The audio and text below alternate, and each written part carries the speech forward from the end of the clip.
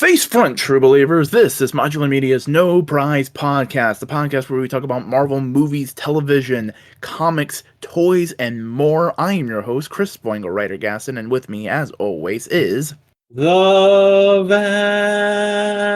Vacumminator. How's it going, everybody? Oh, hey, Vacumminator. Where are you from? South Carolina. I was trying to give you a chance to fix that you were from the distinguished competition. Oh yes, I'm representing the distinguished competition. Although not so much this week. I only got like a little bit of figure news. Didn't have much time for comics or anything. Wait, are you saying that I have actually read comics of the distinguished competition this week and you didn't? So we're gonna have to reschedule this episode for a couple days from now. I actually just remembered I really need to get to bed so I can get some stuff done tomorrow. No, we need to get this done. Fuck. Or are you being serious? Because we can stop if you need to. I'm fine. We're fine. It's fine. It'll all be fine. You're doing a bit. You're doing a bit. I didn't even start doing the editing I was supposed to do today, but it's fine. It's all fine. How are you? And here I was thinking I was taking some time and letting you get some of that done. Okay, so I got up this morning, and by this morning I mean 1 PM, because we were up very late last night trying to figure out some stuff for MMWP and actually doing MMWP, and then we gotta pick it up. Yeah, and then I did some drinking after we were recording, and I got to sleep pretty hard. And usually on Saturday I get up, I let myself sleep until 10, and then I get up and I get on my yard work. But I woke up at 1 and got a little bit of yard work done, but it was hot as balls. So I came in and I rested for about a half hour. And then a friend showed up. And then my mom got home from running her errands for the day. And then a friend of hers showed up.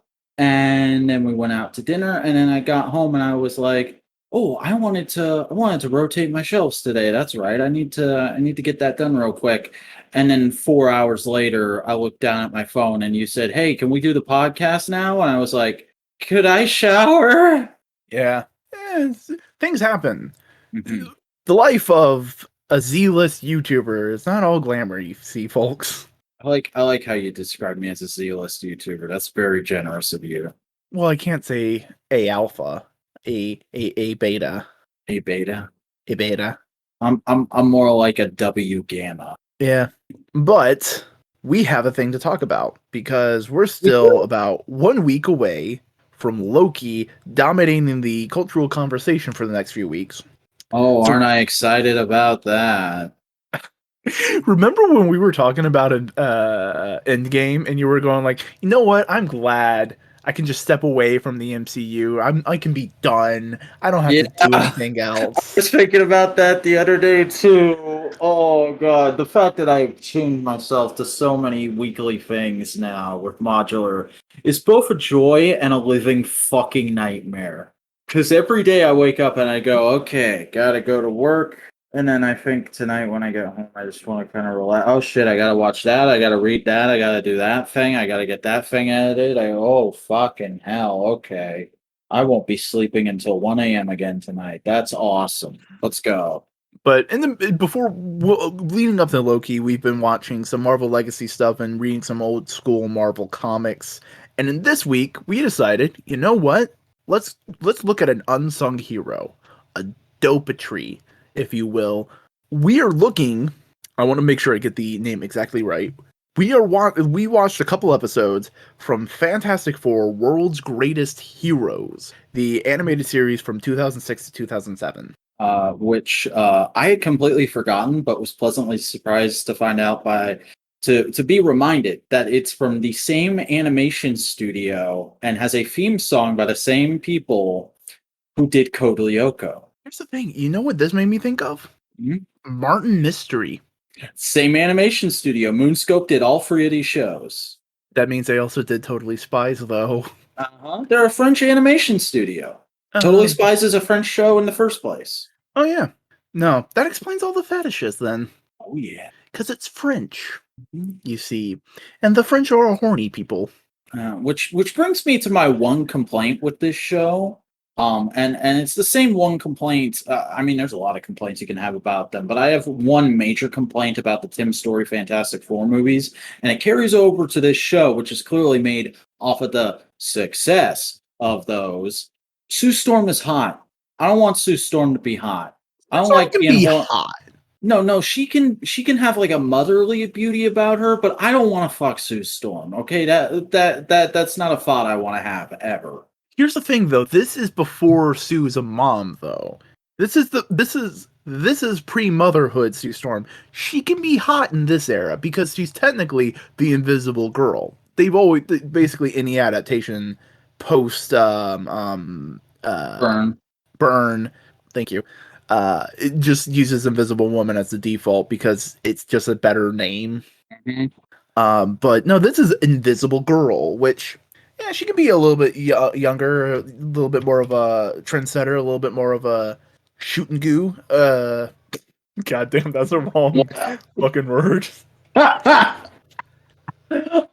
I was literally about to like comment on the fact that I said I don't want to fuck Sue Storm, and you didn't even give me a look like, why are you saying that on recording? And then you go and say something that sounds even dirtier than saying fuck. I love it. But you know what I'm saying? It's like she's a jet setter. She's a trend maker in this world, that kind of thing. Also, for lack of a better way of describing it, she is very girl boss. Yeah, she's very much of the era kind of idea of a badass woman in this show. Yeah. But why don't we just go overview and then we'll talk about the episodes we watched. So it's the Fantastic Four.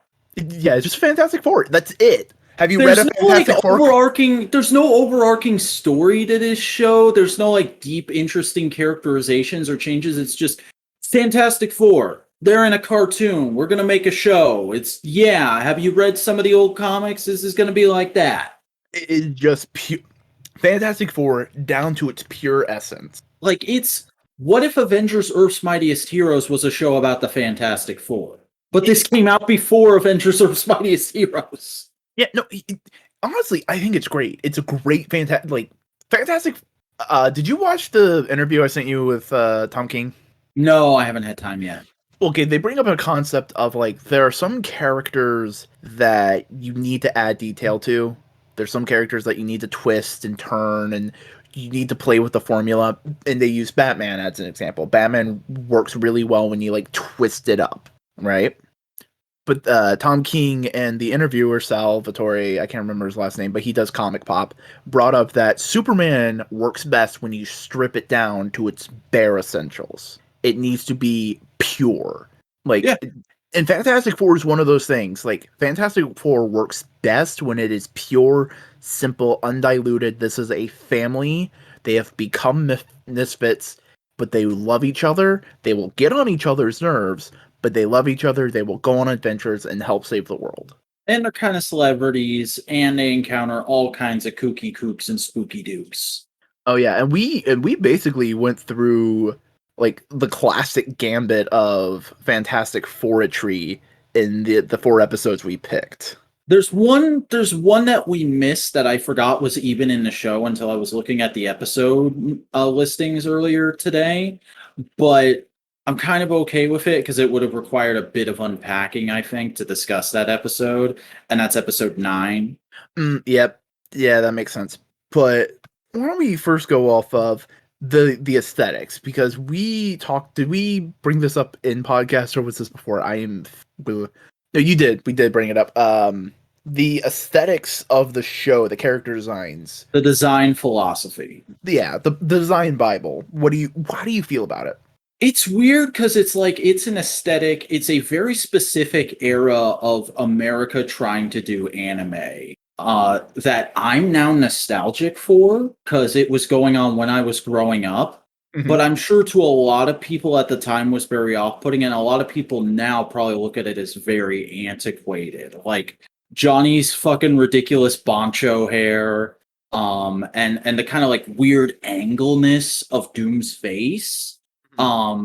like I can picture a lot of people being like, that's just messing with the designs too much and it's too goofy. It looks too much like anime because I've only ever seen 2 animes in my whole life. And it's Dragon Ball and Dragon Ball Z. And I'm just like, yeah, it's good. I like it. Looks kind of like Transformers Energon. I can dig it. Yeah, no, it's anime, but it's also like that very specific, because this is a French production. This is a American Canadian French production. Mhm.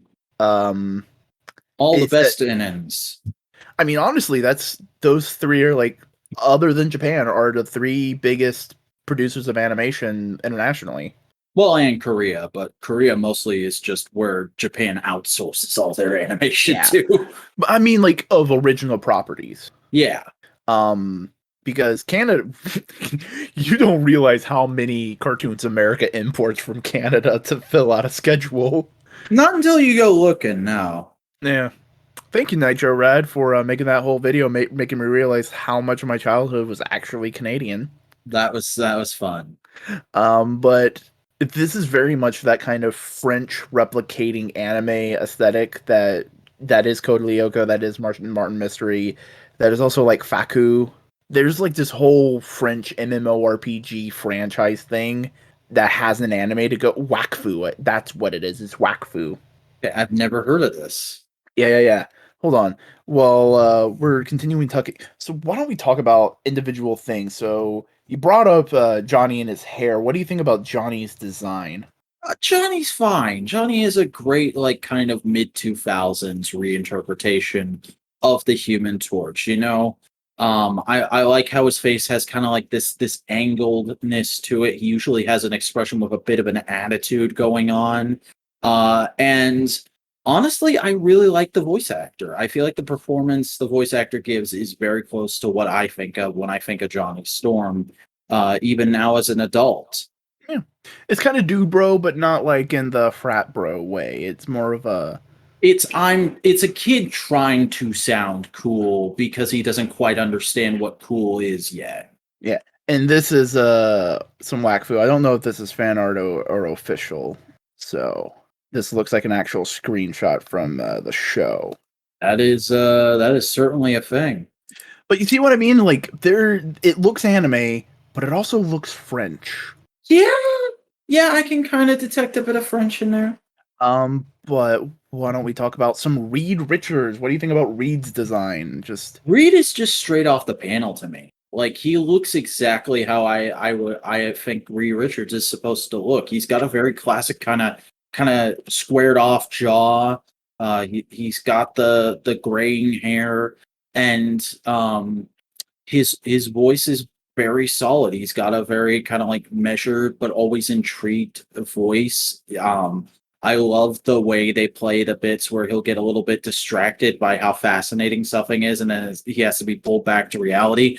The only thing I feel like is really missing from the character is something that I've just kind of like absorbed through the osmosis that is B-Mask's Fantastic Four video, which is Reed techno babbling so fast you can barely understand what he's saying. How Alex Brody does that in that video is one of my favorite Reed isms ever, and it's literally just from that one YouTube video. Yeah, and we got a little bit of that in the first episode we watched, but we already talked about the hotness of Sue and whether that is or is not a good thing. She literally just looks like how I kind of envision adult Kara, and that's a problem. My boy, my friend, there's a part of your brain that is a little wonked out. I don't think that's ever gonna go away. Like not even if like I find my dream girl or something like that. What do you think about the Thing? Things good. Something about like his design is the only one where I'm like it's just kind of slightly off, and I think it's just the fact that he has the spray paint FF logo on his chest. I like that. I like it's how it kind of like rough and tumble working class. It's like, yeah, no, I'm part of the Fantastic Four, but you know what? I'm the rough guy. Mhm. Also, what do you think about the Fantastic Four uniforms? They're maybe slightly over designed, but they're not bad.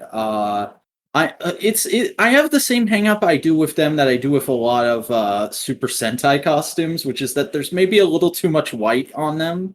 Like Mhm. I hate Sentai suits that have white as the primary fall away color. I like them. I think they work better as like what they're supposed to be, which are adventuring suits. They're not superhero costumes. Mm-hmm. I also like how the 4 is italicized. It's leaning over just slightly. It's not like straight up and proper.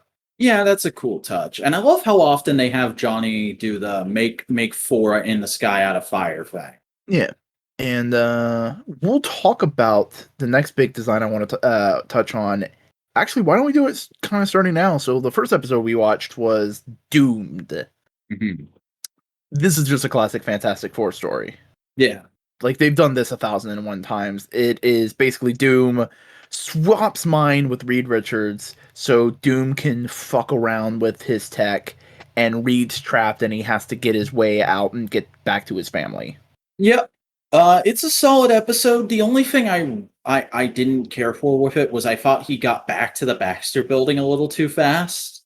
Like he breaks out of Latveria and it's just like immediately he's there. And I was like, that's a little contrived, but okay. See, here's the thing. I thought he was in the Latvian embassy that's in the New York harbor. That's what it looked like to me. It makes sense. Yeah. But as we're talking about Doom, thoughts on this Doom design? It's a take. It's not super for me just because like modern comic Doom is always in my head as like, no, that's what Doom looks like. You don't fuck with that design. But it's a good like it fits in with the aesthetic of this show. And it's not bad. It's just it's not the perfect ultimate Doom of Ultimate Forever. And yes, it would be great and aesthetic on my shelf, wouldn't it, mate? To do a fewism. Voice is good too. I do like the Doom voice in this show. Yeah. Also, the two actors, because they kept the voice actor to the voice, not the character, do a really good job of replicating the other actors' mannerisms. Yeah, and only in episode 2 are they able to pull off a performance like that. Like, imagine if this episode had come like episode 8 of a second season of this show. Yeah, but like, I honestly really, really fucking love this Doom design. Like, I just love the jacket. It's just like, oh, of course, it's the jacket, Boingo core ass fucking design. Also, I really also think the painting of the torso and the upper leg to replicate the tunic without just being a tunic also is a nice little touch. You know what I mean? It's trying to have its cake and eat it too. It's trying to go like, no, it doesn't look like the hokey old Jack Kirby designs, but we want to reference the old Jack Kirby designs, you know? Mm-hmm. Speaking of Jack Kirby, how do you feel about Herbie's inclusion in this show? You know what? I'm fine with it. Mm-hmm. They wanted to have Reed having an AI assistant, and they were like, you know what? Why don't we use Herbie? I love his voice. Just how he's always so upbeat and so happy about everything. Dr. Richards! Of course! Let's do it! You're so right, Reed Richards. Mm-hmm. We'll talk more about Herbie in another episode we're gonna talk about, but genuinely, this just is a good, solid, fantastic. Like, if you just want to introduce someone to the Fantastic, I wouldn't use this as the pure introduction to the Fantastic Four, because you kind of need to know a little bit about Doom first. Yeah, we know who Doom is, so this story is like, oh yeah, no, it's classic FF. Mm-hmm. It's also just fun because you have the subplot of the episode of there's a reality show camera crew following Johnny around who he didn't even ask for it. Sue just sicked them on him. Yeah, it basically is like, this is your punishment for being irresponsible. Mm-hmm. It kind of takes you back to the introduction to Mark Waid's Fantastic Four. And you know what the big thing is about this show that you kind of skipped over, you didn't talk about, and I'm honestly a little hurt. You didn't talk about the theme song. Oh yeah, that's because it's just kind of simple. Yeah, but it's brilliant in its simplicity. It's just an epic little James Bond-esque bop. And for the FF, that works surprisingly well. Like, I keep telling people, I keep fucking slamming my fists down on the desk on every Power Ranger fucking production I'm on. Like, no Kyle could make good shit. He was a great fucking. I mean, but I wouldn't mind hearing that little guitar riff and. That's the bit that I always remember. The bit where the fucking beat drops and the vocalist comes in and goes, ah, like it's the fucking 60s Star Trek theme. And no, it is. It's very like it's James Bond. It's classic sci-fi. It's 50s B movie sci-fi, and honestly, that's kind of just what the FF are. It's a couple I hope powers. we get I'm skipping a bit ahead here, but I hope when the FF starts showing up in the MCU that we do get like a sort of nostalgic renaissance for this cartoon because it really deserves it, especially with stuff like that. There's one thing I do feel the show doesn't really nail. It feels there's a thing they do, and it feels very, very, very much like, ooh, we have a new toy, let's play with it. The bloom. Bloom? The bloom. I don't even remember what you're talking about here. Okay, so when there's a white object on screen, you know how it looks really fucking white, almost to the point where it's glowing and kind of overexposing the camera, even though it's a cartoon? Oh. Did you really not notice that? No, I didn't. Hold on. I'm trying to get some in a video game as an example because it's I mean, I'm looking at a shot of them in their uniforms now, and I can kind of tell what you're talking about. But like, okay. I didn't notice it while I was watching the show. Yeah. But like, here's an example using The Witcher, with bloom on and bloom off to kind of give you an understanding of what I was seeing. You get what I'm saying? Yeah, like, I've also never heard this term before. I always just think of like exposed and overexposed. It's more often a video game term because it is like it's a plugin that you use to add to a game's design. Like, here's another example of it, and I think this is in a Skyrim mod or something like that. But you see what I'm saying? Like, the Fantastic Four cartoon looks a lot like that, and when it comes to its whites. Yeah. But like, that's what I'm saying. It's like it feels like they just got a new toy and they wanted to play with it a lot. Yeah, I could see that. Like, I'm looking at an exterior shot of the Baxter building now, and that kind of has that.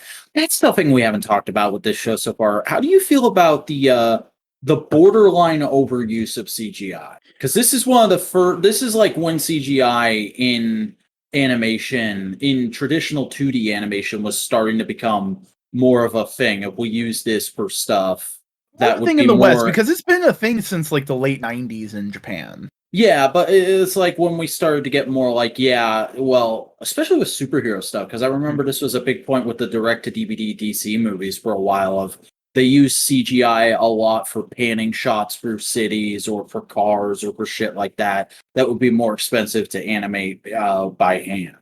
Yep. Here's the thing. I could tell when it was CG, but it wasn't bad. Oh, yeah. It was pretty well integrated. It wasn't like it takes you out. It's just more of like, oh, this is just a different animation technique. And here's the thing. With the design aesthetic of the show, it kind of fits. It works to an extent. Mm-hmm. Like they worked it into the art design well enough that it just flows. Because like the Fantastic Car is all CG. Yeah. And there are certain prop elements in episode 11, which we'll talk about, which is one of the ones we're going to talk about, that are CG, but they look well integrated. They don't look out of place. Mm-hmm. Like the only time I felt like it was really egregious is this scene in episode 2 I'm looking at, Doomed, where Johnny's showing off his cars to the reality TV people. And like it's all insert shots that look like, oh, you just unlocked this car in a Hot Wheels video game. Yeah, I mean, again, it's a TV animation. They got to take shortcuts in certain places. Mm-hmm. But that's like the one time, or at least the one time out of the episodes we watched. Yeah. So why don't we talk about the next episode, which is Imperius Rex, episode 10. Which is that's something I forgot to talk about because I mentioned it at the end of last episode, but I haven't talked about it this episode. I had a DVD of like the first 4 or 5 episodes of this show as a kid that I played over and over again. but I did catch. I forgot, but I had caught a couple episodes on TV that I didn't have on the DVD. Imperius Rex and the episode before it were two of them. I think there might have been one more. I might have also seen episode 8 at some point. But no, Imperius Rex is basically the Namor story. The Namor Yeah. finding the FF and that whole shebang. Yeah, Namor fucking exists in this universe, and he's an asshole. Yep. He hates land dwellers, and he wants to fuck Sue.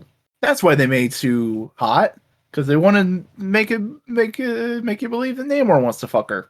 But he never seems to like want to fuck her. He just seems to be like find the fact that she'll talk back to him really funny.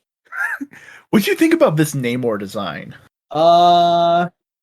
It's kind of similar to Doom, where I'm like, yeah, that's a take. I mean, it really feels like it's kind of going off of the beefy hook hand Aquaman that was still around at the time. I will still say the beefy hook hand Aquaman is a good Aquaman design. And that's why you're not on the DC podcast. The secret DC podcast that I totally have going, and I didn't just pull out of my ass. Come on, that's the Aquaman they used for the Justice League cartoon. That has to mean it's a good Aquaman. That's one of like free things that really annoy me about that show, and clearly only are in that show because that's what was going on at the time. Otherwise, that show is perfect. But no, let's talk about this show. I liked Namor's pants. They're nice pants. I don't know what you want me to say about that. No, I'm just saying, like, they could have given him the Speedo, but I like the pants. Yeah. They feel more regal. Mm-hmm. Yeah, this is a classic Namor style. Like, I hate land dwellers. Could you not? No. There's a lot of freaking muty fish attacking the world and somehow not killing people. Yeah. That was a weird thing where they're like, yeah, you know, the whole reason we came to investigate that there's a bunch of fish poking shit up, they're not actually killing people. I guess that means Namor's a nice guy. Thank you. But no, this is solid. We also got some slightly jealous Reed. I did also like getting to see Sue and Johnny in street clothes. That's always fun when you see the FF just on a day out. Yeah, and their street clothes just looks like they're like a teenager's idea of a biker. Yeah, they look like 2000-ass street clothes. They look like what the fucking Power Rangers would have been wearing at that time. They look. At that moment, Johnny looked like Martin Mystery. He did. I didn't think of that, but he totally did. Now I keep bringing up Power Rangers in this show, and I'm sorry, but now I can't remember, and I need to Google what season of Power Rangers was 2006. Mystic Force, yeah, so totally I could see them walking around in those clothes. Yeah. No, it's just, again, solid classic FF. That's the big thing. This isn't transcendent in the Fantastic Four. This isn't like putting a brand new spin on it that everybody has to see.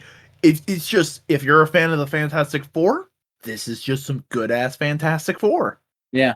I also love the moment in the episode where Ben and Reed get contacted by their government contact guy. I can't believe it's not Nick Fury. And he's like, yo, every country in the world except for one all agreed that we should get your help for this. And they're like, every country but one? Let me guess. And then like slam cut, extreme close-up on both their faces. Latveria. Yeah. Here's the thing. If that was like, if this cartoon was made like 3-4 years later, that would have been Coulson. Yeah. Also, here's the thing. Another thing, that character design reminded me of the agent dude from Generator Rex. He looks like Mr. Smith to me. That's what the dude looks like. Okay, I haven't actually seen any Generator Rex at all. Really? Yeah. I mean, it's just weird post-apocalyptic kind of superhero stuff. There's a talking Oh, I almost forgot to bring this up about the episode, but like fucking it's such a small and obvious detail about the character, but I never would have thought I would find Johnny being terrified of water so hilarious. Yeah, no, it kind of makes sense. Mm-hmm. But like there's regularly in this episode there's moments where he like gets a little wet or almost gets wet, and he starts screaming like a little girl, and I'm like, that's the best shit anyone's ever done with this character. Yeah, I mean it makes sense, but it's also like, bro, you can get hot enough, you can just make the water evaporate. You know you Steam can do that. exists, Johnny. Steam exists. Yeah, go play some Half-Life, man. That's the character I was talking about. Yeah, I can see it. Next episode, starring the one, the only B-Mask, because he voiced it in this video. Yeah. Impossible, episode 11.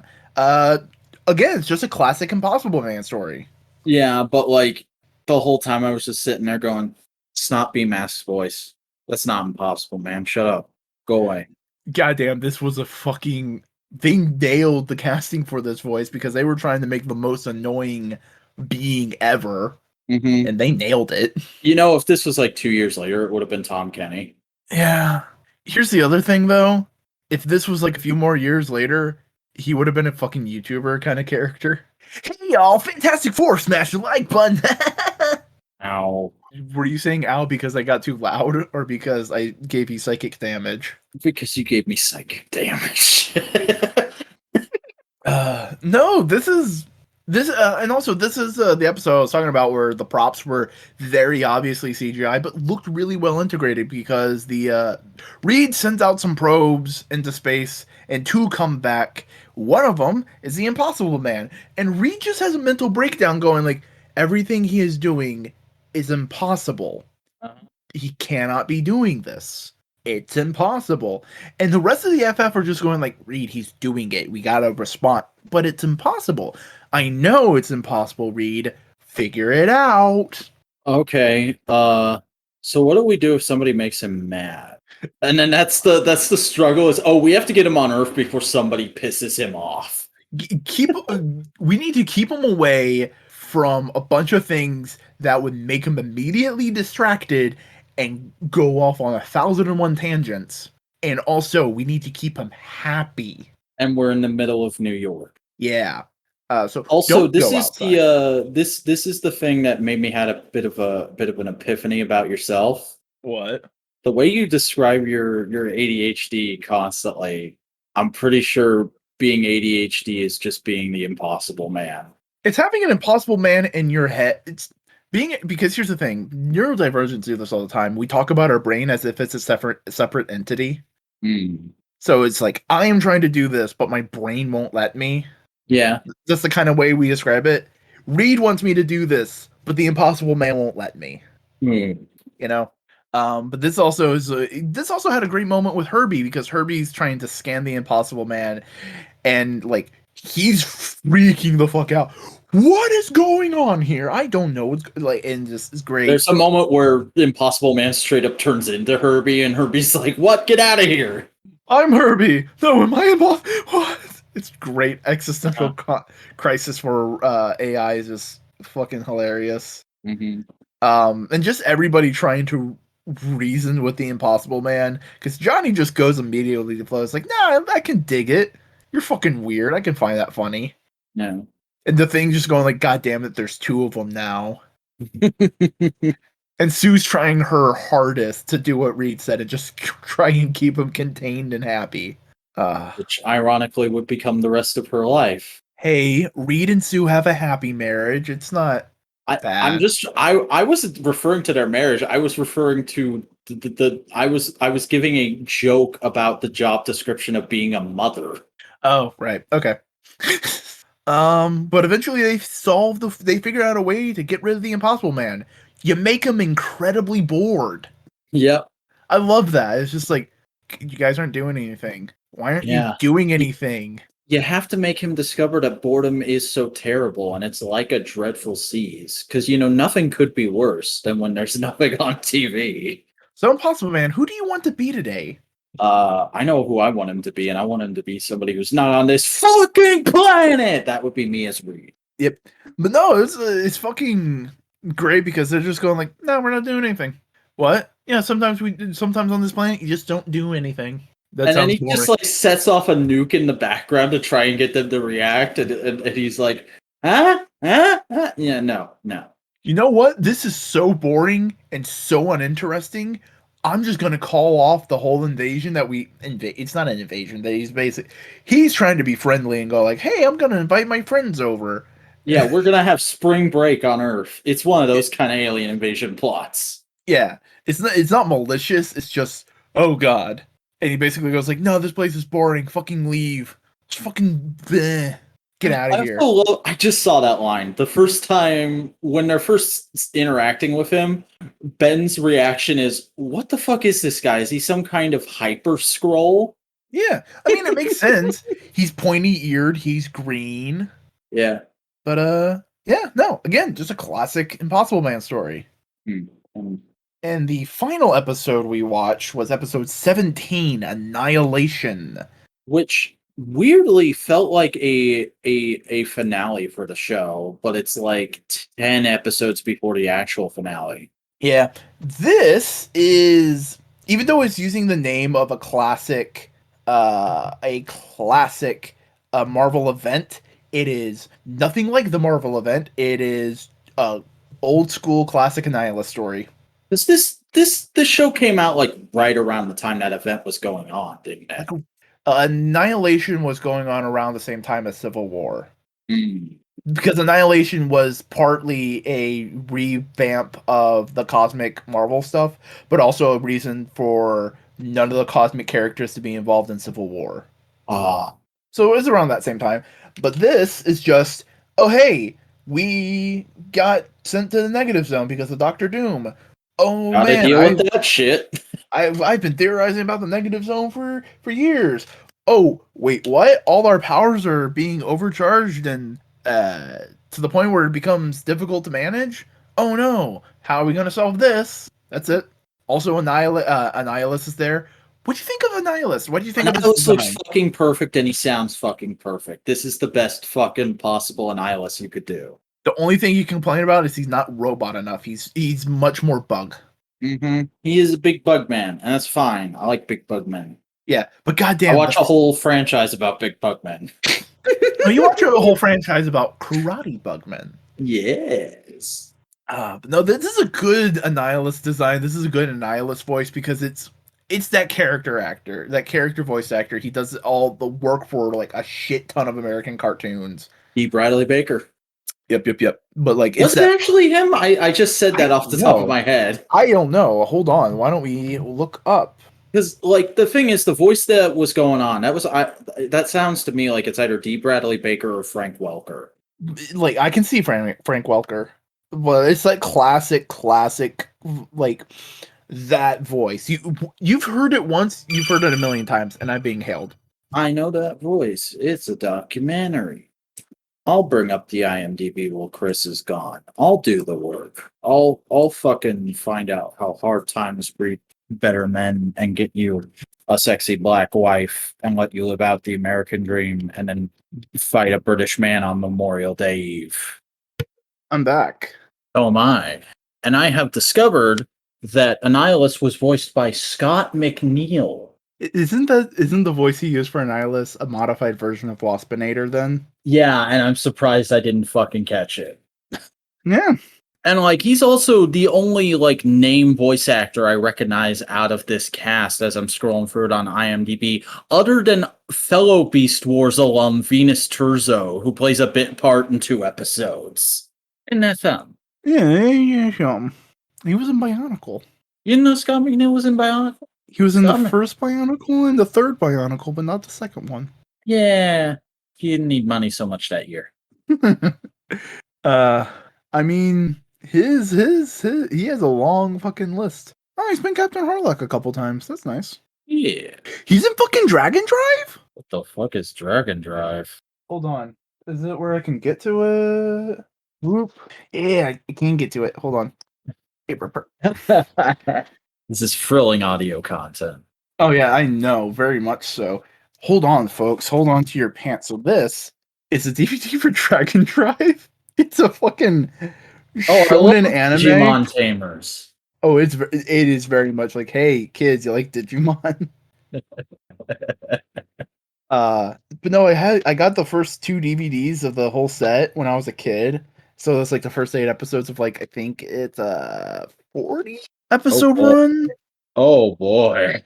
No, 38 episodes. Hmm. So first 8 of the 38 episodes. Um, When you gonna break down and get the other 30? when I the other DVDs, Yeah. when I get money, because they were they were dubbed by Emotion and Bandai. They were done by them. Bandai doesn't exist as an anime company anymore. Mm. Because they were the people who originally did Cowboy Bebop, I think. Yeah. Um, yeah. Isn't that something? Wait, what? Is this just the Scott McNeil podcast now? The Scott McNeil's IMDb podcast now? No, this was animated by Madhouse. Oh boy. No, you know who Madhouse is, don't you? I do. Jesus. I mean, they've done some good shit. I know. They did Death Parade. I recognize the name Death Parade, but I don't recognize it. Like, I don't. Yeah, what is that? Huh? Death Parade is basically like, what if Limbo, but a bar? Hmm. The theme song's banging, though. Also, they did this. Madhouse made that anime. Hmm. Bringing it back to Marvel, they did Marvel Future Avengers. Speaking of Marvel, you know who apparently got their start with Marvel shit on this show? Dan Slott. Dan Slott plotted one episode of this show. Which episode was it? Because it's probably the bad one. IMDb doesn't say specifically, it just says one episode. Is this whole show tainted now? Is that what we're doing? Is that what Yeah, we're saying? throw it in the trash, run away. Don't ever speak of it again. Disregard everything we've said up till now. I'm kidding. I just don't like the decision. I don't like the decision Stan Slott has made in recent times in regards to Franklin Richards. Yeah. But no, Annihilation's the last episode we watched, it was pretty good. But yeah, overall, would you suggest this cartoon to someone, and who would you suggest it to in terms of like fans of stuff? I would suggest it to kids. I would suggest it to FF fans who say that there is no good FF in other media. I would suggest it to general Marvel fans who want to get a taste for the FF before they hit the MCU, but don't necessarily want to go digging through comic back issue bins. Or watch the 90s FF cartoon, because I haven't seen that. I can't condone that recommendation. Yeah, but basically it's solid, it's good. It also has cameos from other Marvel characters all throughout it. There's a Hulk episode, there's an Ant-Man episode. Ant-Man is voiced by John Payne in this show, which is fucking awesome. There's a She-Hulk episode. There's a pre-fucking MCU Iron Man in this show. Right, because this is a year before Iron Man. No, this is like 2 or 3 years. Iron Man was 2008. Yeah, this is 2006, dude. Ending in 2007. Oh.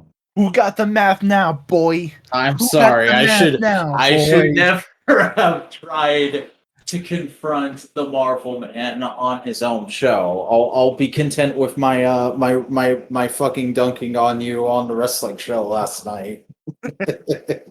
Listen to MMWP, folks. Very much so. But yeah, no, I agree. This is evergreen Fantastic Four. If you just want, if you don't mind a 2000s ass aesthetic. And here's the thing: it kind of transcends it a little bit. It's solid enough. It does. The animation's good. It's solid. It's not bad. Yeah. Do you want a shovel or you want to keep digging that hole with your hands? What do you mean? Just saying. It's good. It's a good show. It's a good show. But I'm just saying, there are some people that this aesthetic is always going to be indefensible towards. And then there are also the people who go like, nobody can look good in a mullet, but look at fucking Brian Pillman Jr. Fair cakes. You know? So, Toy news? Trailer? Toy news comics? Yeah. So we got a trailer for a certain property that no one in the greater pop culture scheme knows about. And but it looks like a movie. It does look like a movie. We're talking about the Eternals. So, Vac, What do you know about the Eternals? I know that Jack Kirby designed them. Oh, he created the Eternals, yes. What else do you know about the Eternals? I know that one of them, who is a man in the comics, is a woman in this. Oh, there's several of those in here. What else do you know about the Eternals, back? Oh, come on! How long are you gonna make me do this? So, brief history for people who don't know the Eternals. The Eternals are basically Jack Kirby coming to Marvel going like, so can I make new gods again? Can I just do the new gods? And Marvel's like, yeah, you're Jack Kirby, just fucking do whatever, just make us comics. And so he just made the Eternals. The Eternals are one of the major branches of the concept of humanity on Earth. The idea is the Celestials came to Earth pre-man with proto-humans. They took some of those proto-humans and basically forcibly evolved them past humanity, but still looking human, to basically being nigh immortal demigods. Who basically act as kind of like heralds of the Celestials, protectors. It's kind of nebulous. They do stuff with the Celestials, essentially. And can we sidebar now and talk about the big problem that I think a lot of people are having with this trailer, but aren't able to properly voice, and that you're kind of hitting on there. Oh, This yeah. movie doesn't look like it has a plot. Like this, there doesn't seem to be any kind of conflict, any kind of thing they need to stop. Like there's a moment in this trailer where they're all standing there in their comic accurate MCU-ified costumes, and it's supposed to be big and impressive, and clearly they're confronting somebody or something, but we have no idea what the fuck that is. It's just this whole trailer is just, we've been around for fucking ever. We're cool as shit. Be excited. And for a lot of people, that is not working. I don't think like it's it because it's kind of intrigue. It's kind of like, okay, what's going on here? I'm looking forward to finding out. But there's a lot of people in the mainstream who aren't quite as patient going, the best thing I can say about this is it looks like a movie. Here's the thing. I don't think you're supposed to be getting excited for it because that's not the tone of the trailer. The tone of the trailer is sort of like the intro song. It's a bunch of people kind of waiting around. It's people trying to find the reason they need to do anything. It's people who have had reason and lost it. It's like they say in the trailer, we have been around forever. We have helped humanity in many ways, and we have always tried to avoid fighting their battles. But now I think we have to now. We have to help them fight. Because that's what they were fucking saying in the thing, guys. Read between the fucking lines. Because people were going like, oh, they say they don't interfere, but yet they interfered all these other times. They helped guide humanity, but they didn't fight our battles for us. That's what they're trying to go for. But yeah, it's and honestly, here's the thing. Here's the thing about the Eternals. They are really good lore.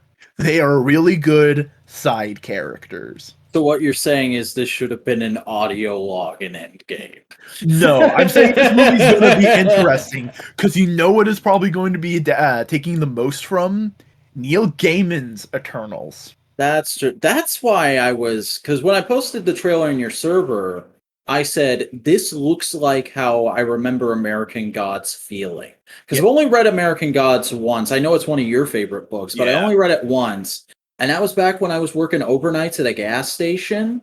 So it was a very weird kind of introspective experience to read that book for me. And that's kind of the vibe I get off this trailer. Yeah, and it's also like people have been pointing out like little bits and pieces of like, yeah, no, there's things that can be referenced and understood from the comics of like how Icarus and Cersei seem to have a relationship, but Cersei's not totally into it because Cersei's totally not into it. She's into Black Knight. We also see Black Knight in this briefly, not as a hero, but as a human boy. Is that the kid? Who's the kid? What's the kid's deal? Why is the kid a kid? Oh, you're talking about Puck? No, not Puck. The little redhead shit. Yeah, no. I'm sure is a lovely young gentleman in real life. You talking the actor is an actress, is a woman. Oh, Um, and here's the thing. I'm trying to. No, that's not what I want. It's Pixie? No. I'm trying to remember. I'm trying to remember the character's name. motherfucker don't know shit about the Eternals. Fuck off, man. You couldn't give me like half a shit about the Eternals. Who did Yeah, the Okay, here how about this? Who did the Eternals fight, huh? that's Name what I want to know, damn it. That's the question I asked fucking 5 minutes ago. who do you know who the Eternals fight, man?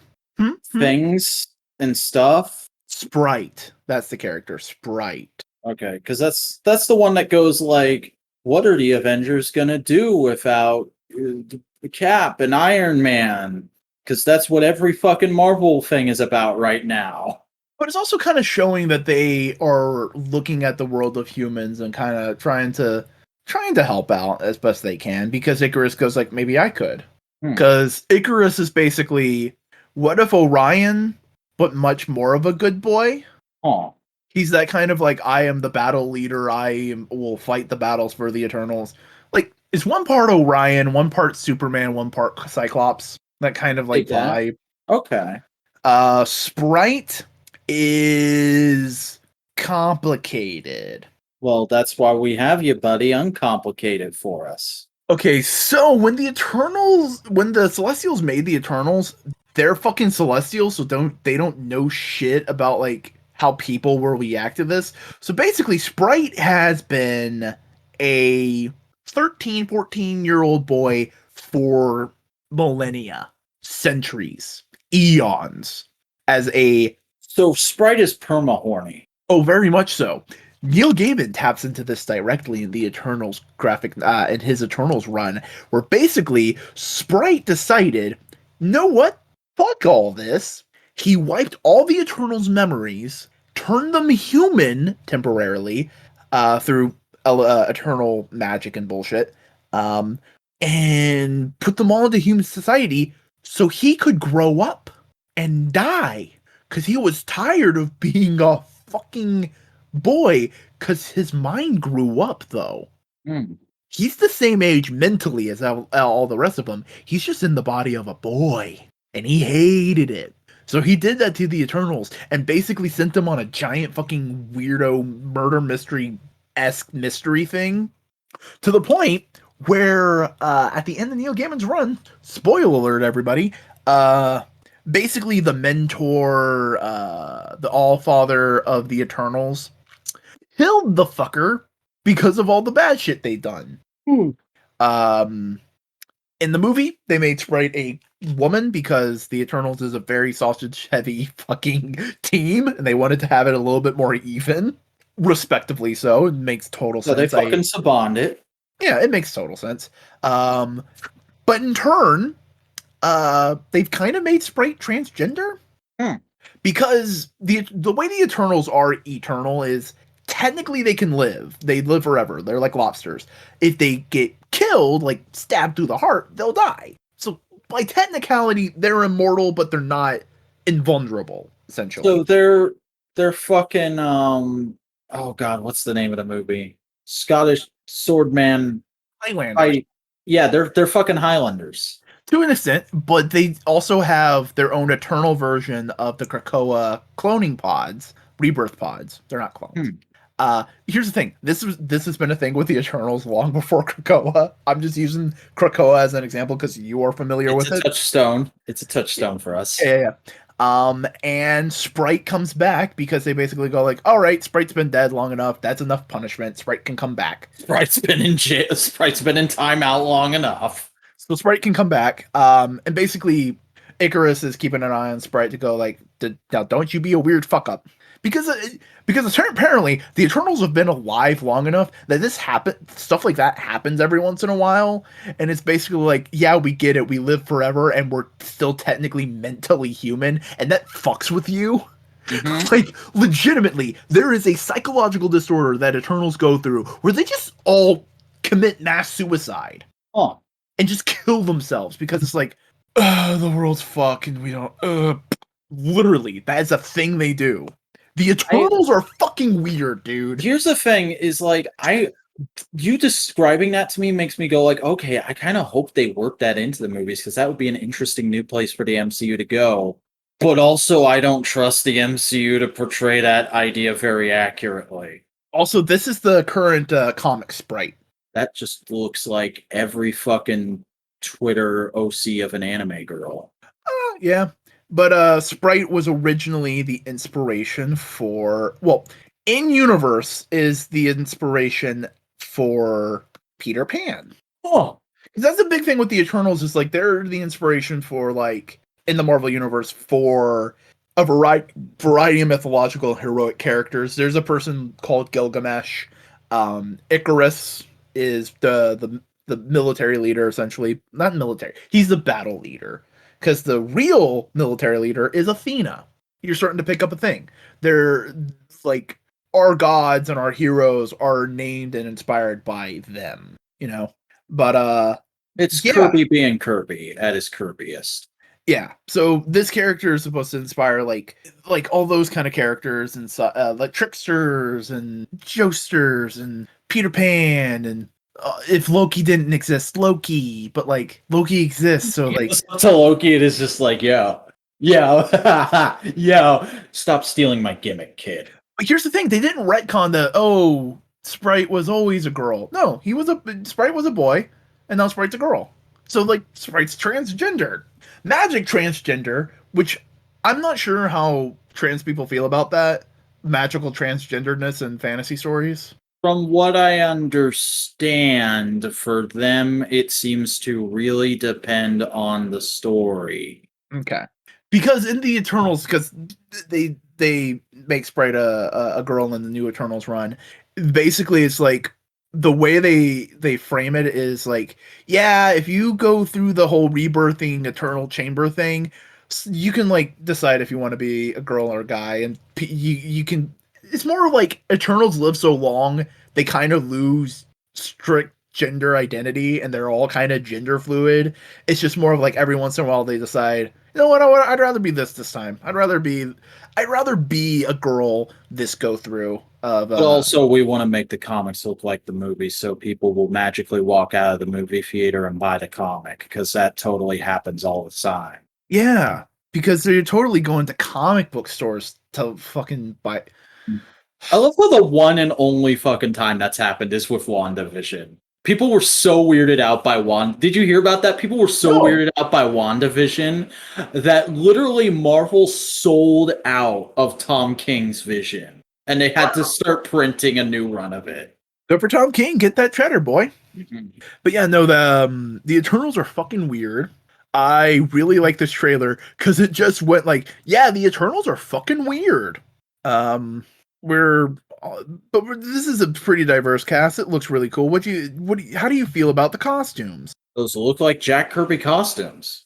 They look like a fashion designer looked at Jack Kirby and went like, I like that aesthetic, but I'm gonna kind of fashion it up a little. But they're good. I like them. I like the cast. You think? The cast. I can't believe I didn't think to ask this before. Do you think we'll see Eternals in this movie? Not Eternals. We'll see fucking Celestials in this movie. We'll get brief snippets of it. I don't think they. I'm hesitant to say they'll ever just go full on. Boom! Here's a Celestial. You know, other than like in flashback or in a video like they did in Guardians. Or maybe have cave drawings of one or something. But no, this movie's also gonna heavily like deal with the background lore of Thanos. Because here's the thing, Thanos is technically an Eternal. All right, I thought this conversation was almost over, but now I think we need 10 more minutes. Okay. All you need to know is at one point there was a faction of Eternals who went like, you know what? Fuck Earth. Let's move to the moon. Which moon? Titan, the moon of Uranus. And after a couple generations, there was eventually born two brothers. One brother is named Eros. You also might know him as Star Fox. He's a old Thanos. Yeah, Mr. Sex. Mr. Sex. He is a classic Marvel hero with a power that is slightly creepy. Even like basically he can emit smell good juice through pheromones and psychic empathy and everything, just make you feel good and kind of horny.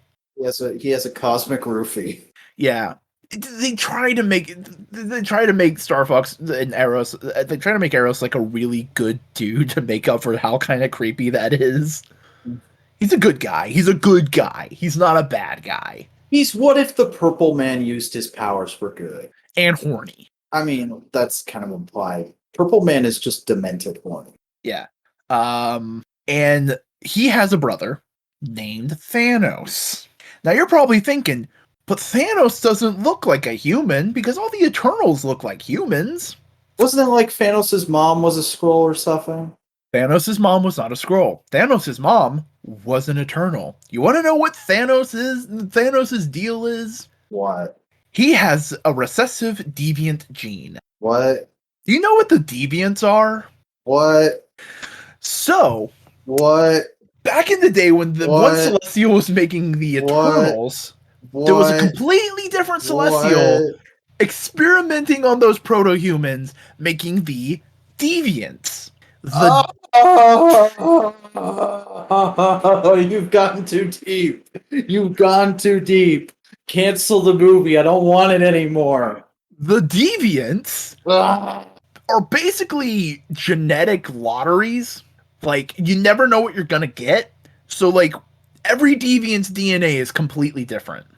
And here's the thing, all the deviants look like monsters. So it's implied that the deviants are the inspiration for all of humanity's monsters, like the Minotaur or the Kraken and stuff like that. Is that what the fucking Black Order are? No, they're aliens. Black Order are aliens. Oh, good for them. Yep.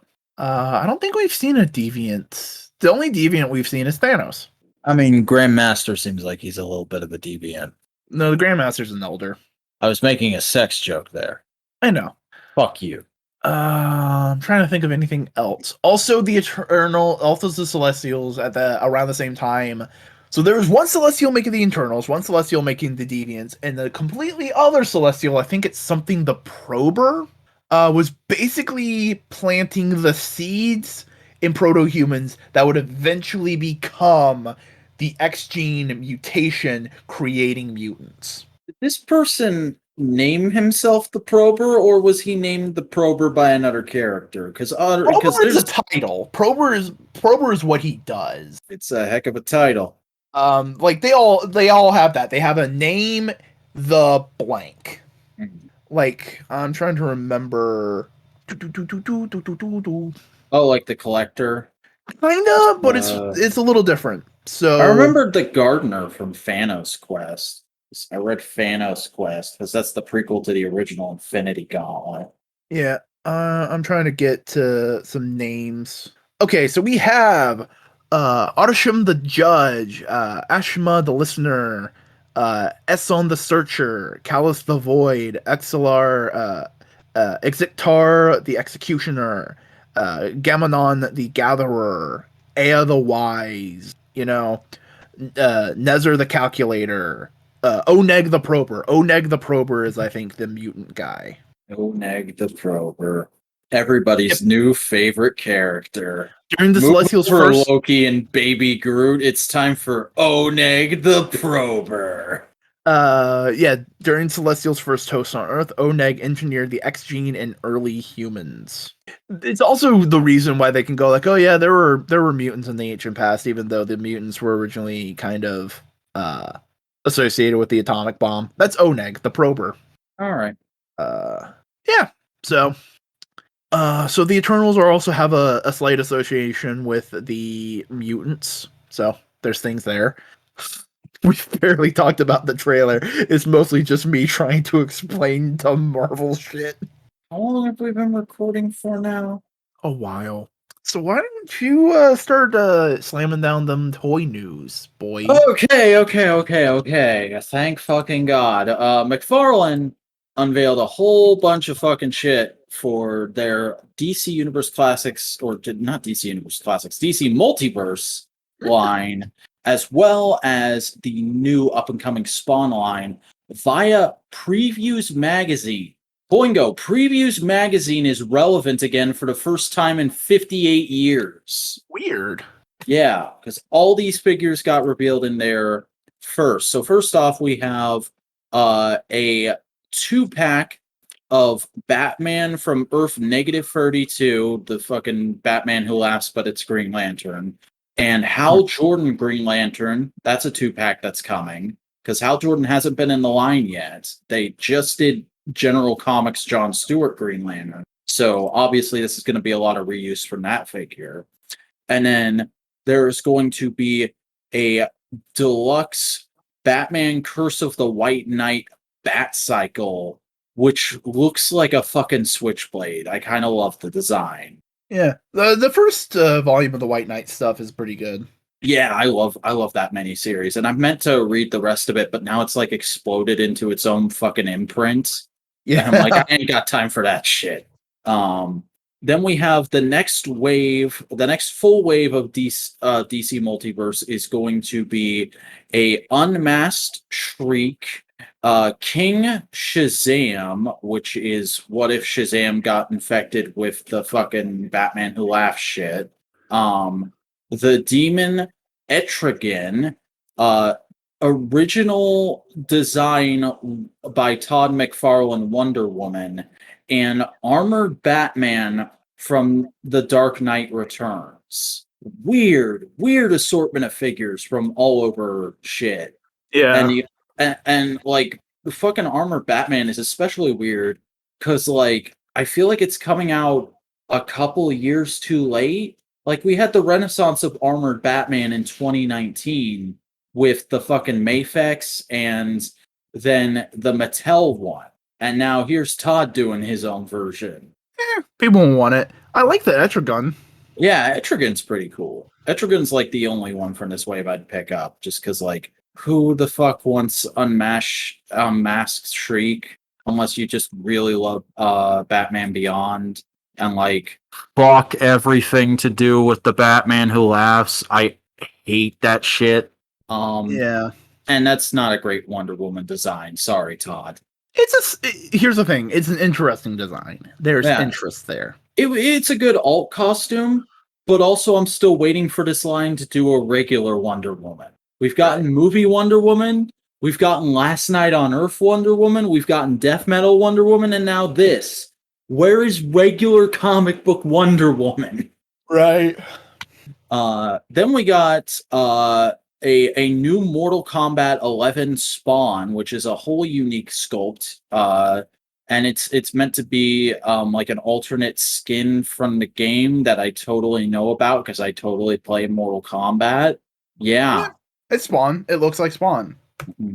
And then we have the full reveal and solicitation for the new 7-inch Spawn line, which the first wave is going to be Gunslinger Spawn, Raven Spawn, the Redeemer, the Violator, and the Clown. Yeah, they look good. Yeah. Classic Spawn shit. Mm-hmm. Violator's maybe a little too beefy. I'd like him to be a little more scrawny, a little more kind of wiry, but I can dig it. And like honestly, kind of even though I'm not a big Spawn guy, I kind of want to get Gunslinger Spawn and Redeemer just because they look like cool action figures. Yeah. Here's the thing about Spawn. I just realized I can totally see McFarlane at the end of all of this, at the end of Spawn, just going like, "Hey DC, do you want to buy Spawn?" Marvel has Angela. DC gets the rest of Spawn. Yeah. And never the two shall meet again. Not if Neil Gaiman has anything to say about it. But then we had a Hasbro I almost said Hasbro purse. It's going to be filling up Hasbro's purse. A new Hasbro Pulse Marvel Legends Fan First Thursday, which included a new full wave reveal for the Hasbro Marvel Legends Age of Apocalypse Wave 2, because they did a Wave 1 of this a while back. That's the Build-A-Figure Sugar Man. And now we're getting Build-A-Figure Age of Apocalypse Colossus. Yep. So you sent me two. Do you want to talk about the Pulse stuff first, or do you want to talk about the other one I sent you is just the glory shots. This is the first one I sent you is all screen caps from the live stream. Well, let's just talk about the actual good-looking shot. So we got Spider-Man 2099. Who is just a straight reissue of the one they did. I want to say it was 2016, 2017 that figure came out, but it's on a retro card now. Yeah, but I mean, it's 2099. He looks good. It's 2099. Mm, It's the pizza Spider-Man body because it has those butterfly joints. yeah. Look good. I like the Yeah. hands. I like the I cape. saw some people who were a little upset that they didn't do it on the new Spider-Man body that got introduced with these retro cards, but like doesn't bother me much because I still haven't gotten a hold of that Spider-Man. I'm not upset. Why don't we skip Colossus for now and start just immediately going into the X-Men? We got Cyclops. We're gonna fight a lot tonight because I don't like a lot of these designs, and Cyclops is a big no-no for me. I don't like this Cyclops look at all. I like it. There's something enjoyable in this cheesy ass Cyclops design trying so hard to be fucking edgy. It's like it always feels shitty saying this about toys, but it's a design that blatantly just looks like it's trying to be a toy. Oh yeah. I do like the little hang off. This is just a design. I like the hang off little mouthpiece on the visor, so you can talk to people. Meh. About the only thing I like about this is how scratched up they made his shoulder pad. I thought that's a cool touch. Yeah. Then we have Iceman. This is okay, but I'm still waiting for like classic Spider-Man and his amazing friends Iceman. They've done free Iceman so far, and none of them have hit for me. It is also clear plastic. Yeah, but I think you're going to have that problem with any Iceman you do, unless you make him all white. And I don't think people want to buy a straight white figure. I like it though. I like it. As a version of Iceman, it's cool. Mhm. Then we have Magneto. Now, this Master of Magnet is much more my speed. I mean, I'm not super into the long haired look, but it works. And this is just a good, solid, classic Magneto. There's some Age of Apocalypse flourishes to the costume, but for the most part, it just looks like fucking evergreen Magneto. Yep. He also comes with some effect parts, it looks like. Yeah, I think those are. That might be the first time, actually, that an effect from the Lightning Collection has made its way over to Marvel Legends instead of vice versa. Huh. Weird. But no, we get two heads with this Magneto, some Master of Magnetism hands. But yeah, it looks good. It looks like a good, solid version of Magneto. Yeah. Next, we have Legion. First time in the line for Mr. Legion, and might be the only time we get a Legion, at least for a good long while. Yeah, I'll take it. Yeah, it's the '90s version of Legion because the current design he has a little bit more of a flowing lock of hair. Mm, But yeah, it's Legion. He's in a hospital gown, and he looks crazed. excellent. It's a good face sculpt. I like the face sculpt for this Legion. Yeah. Then we have Rogue. I've got the same opinion here as I do Cyclops. Like, it's a take. It's not my take. I like the boots. I hate the boots. I like the big chunky boots. It looks like it's all one piece, and and that's probably just this render, but it doesn't work for me. Also, it looks like she has puffy sleeves. I like the puffy sleeves. She looks like a mom in the 80s, I think is the thing. She looks like a young mom in the 80s. I mean, the high hip single unitard in the she's wearing doesn't help. Also, just like the head sculpt, something about it says mom to me instead of sexy Southern Belle. Yeah. Which is weird because then you get to like by the way, the character art on the side of all these packages they show is fucking great, even for the designs I don't like. You get to the character art for Rogue, and it totally has that sexy Southern Belle kind of smirk to it. Yeah, no, it's a very plain expression. Also, a very heavily rendered ass. What the fuck? I mean, that's just the fucking female Marvel Legends lower torso part that they've used on every figure. They got hella good bunguses in Marvel Legends. That's one thing I'll always give that line. No, I like Rogue. It's fine. Shadowcat, which is basically Age of Apocalypse Kate Pride. All right, listen. Okay. This this is not remotely the Kate or Kitty or Catherine or whatever you want to say her name is this week that I would want. This is not a design I even knew about that I had seen before. But it's fucking awesome, and I kind of want to fuck it, and I kind of need it. Because it's basically Kate Pride, but with like Wolverine gauntlets. Yeah, what if Kitty became Wolverine after Wolverine died, because this is before X-23 existed? Yeah, it's a solid design. I like it. It's good. Mm-hmm. I also like how the render just makes a real muscle girl. Yeah. But you don't quite get it in the toy. It's that. No, it's good. Good design. Good toy. Then we have Sabretooth. This is okay. I mean, we've already gotten classic comic Sabretooth in this line, so I'm not super perturbed by them doing something that could also work as like your evergreen Sabretooth, if we're being honest. It's good, it's big, it's beefy, it hits all those basic character strokes. Yeah. And like, I don't have that classic Sabretooth, which is getting kind of expensive on the secondary market. So I might just pick this up to be my Sabretooth. It's a good Sabretooth. Mm-hmm. And then we have the Build-A-Figure, which is Age of Apocalypse Colossus. I love the Ninja Turtles in pro wrestling. Damn it, you're right. I hate that you're right, but you're right. I like this Colossus as a one-off from an alternate universe, not as a main Colossus. Yeah, it's like I said with Rogue, like I said with Cyclops. It looks like it's trying to be an action figure, which isn't necessarily a bad thing, but like, I've already got my perfect Colossus, the 2-pack with Juggernaut. That Colossus is just like, yeah, okay, that's Colossus. He's on the shelf. We're good. We're done. So I have no interest in getting this whole wave to build Colossus. Like, You're totally right. He is wearing fucking wrestling kick pads. Yeah. But no, I'll probably pick up Legion. I might pick up Sabretooth, and like, if I get Sabretooth, I'll probably also get Magneto and Shadowcat. But it really depends on because I'm not going to pre-order these. If I see these in person, it really depends on that whole factor. Which I may, because like, distribution's been steadily getting better for toy companies across the board the last couple months. Right. So you want to go back through the other posts you sent me and some of the things they showed off at Pulse, or do you have another post that has cleaner pictures? No, that's the best we got.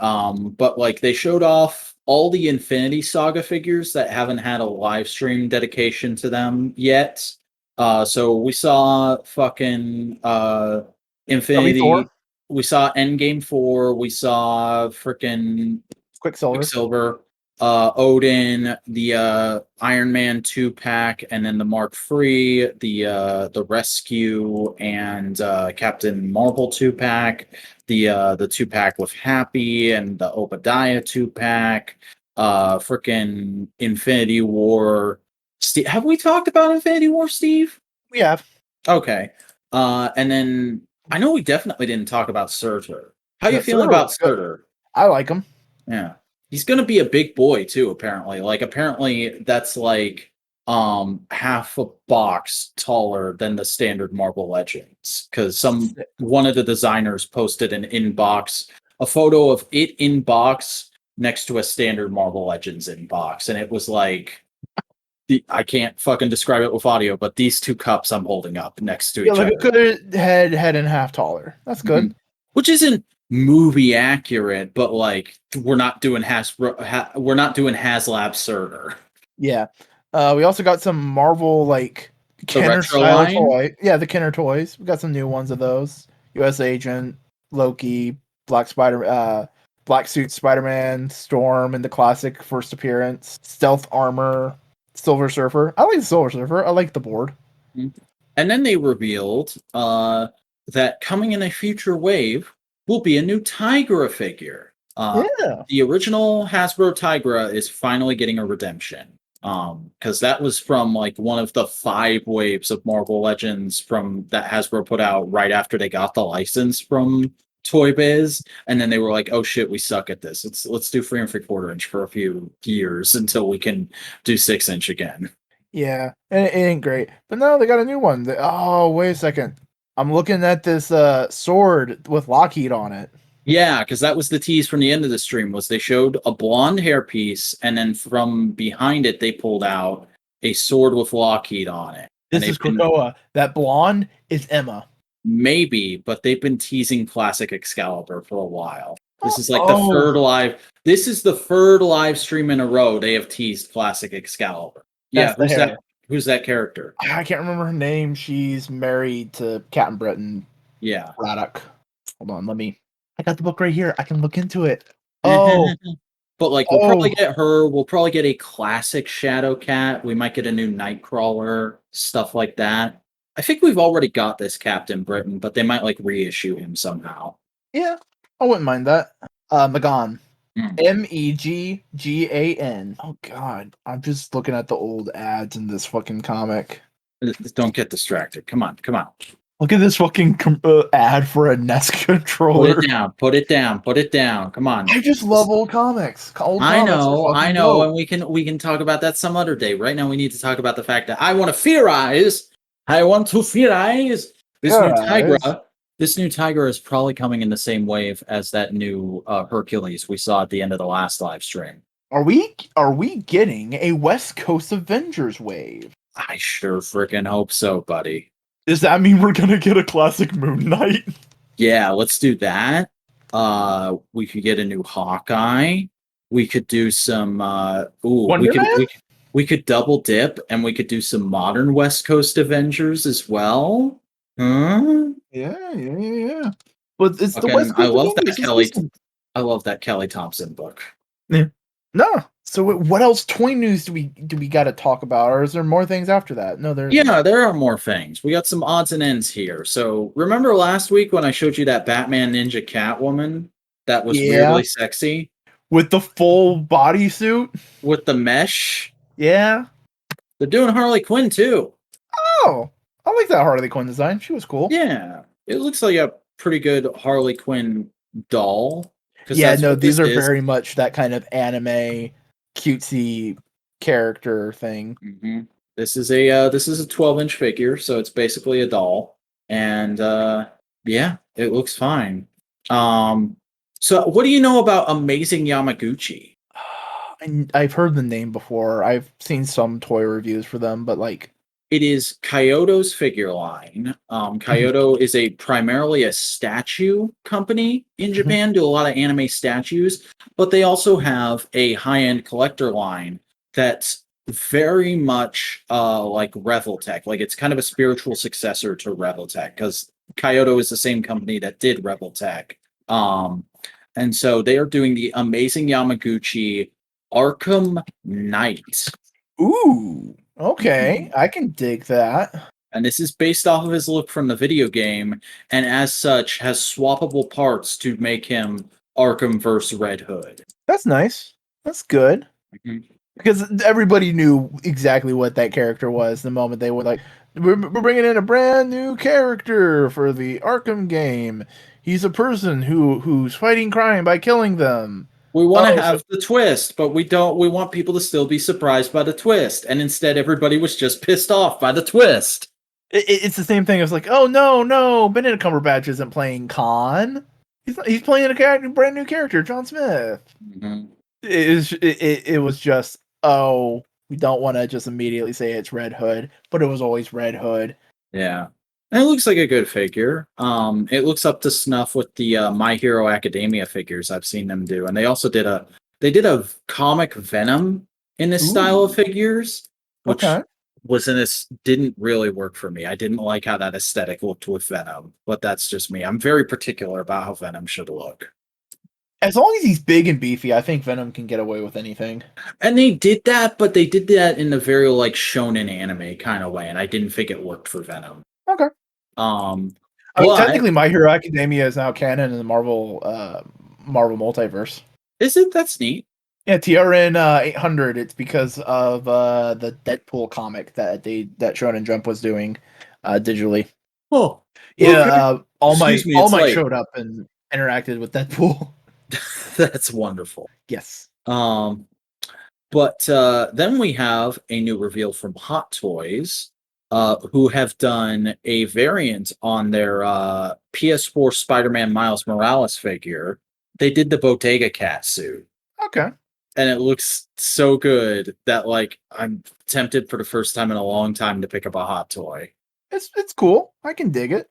And by pick up, I mean like allocate funds and then very carefully calculate out a pre-order for a Hot Toys figure. Because for those of you who don't know, Hot Toys are like the pinnacle of expensive 1/6 scale 12-inch doll action figures. Yeah, they are centerpiece. Mm-hmm. There are people who just collect Hot Toys because of how expensive and how prestige it is. Yeah. I think that's a little lame. Marvel Legends is good, so you can get some of them. Come on, man. Mm-hmm. And last but not least, we have a reveal for a figure for an upcoming DC movie. Hey, who's your favorite DC character, Boingo Rider? Whoever you were about to say it's wrong, because it's Harley Quinn. Everybody loves Harley Quinn. If you're a woman, you want to be Harley Quinn, or you think you are Harley Quinn. And if you're a guy, you want to be the Joker and you want to fuck Harley Quinn. And this isn't a thing you can fuck, but here's an action figure of Harley Quinn in Suicide Squad.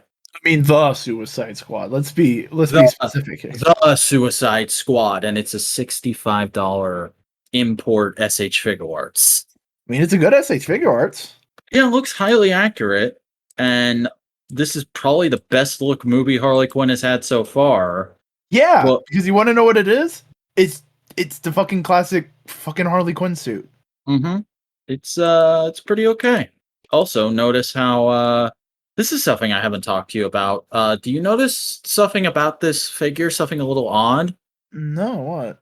She's not photographed with any of her accessories.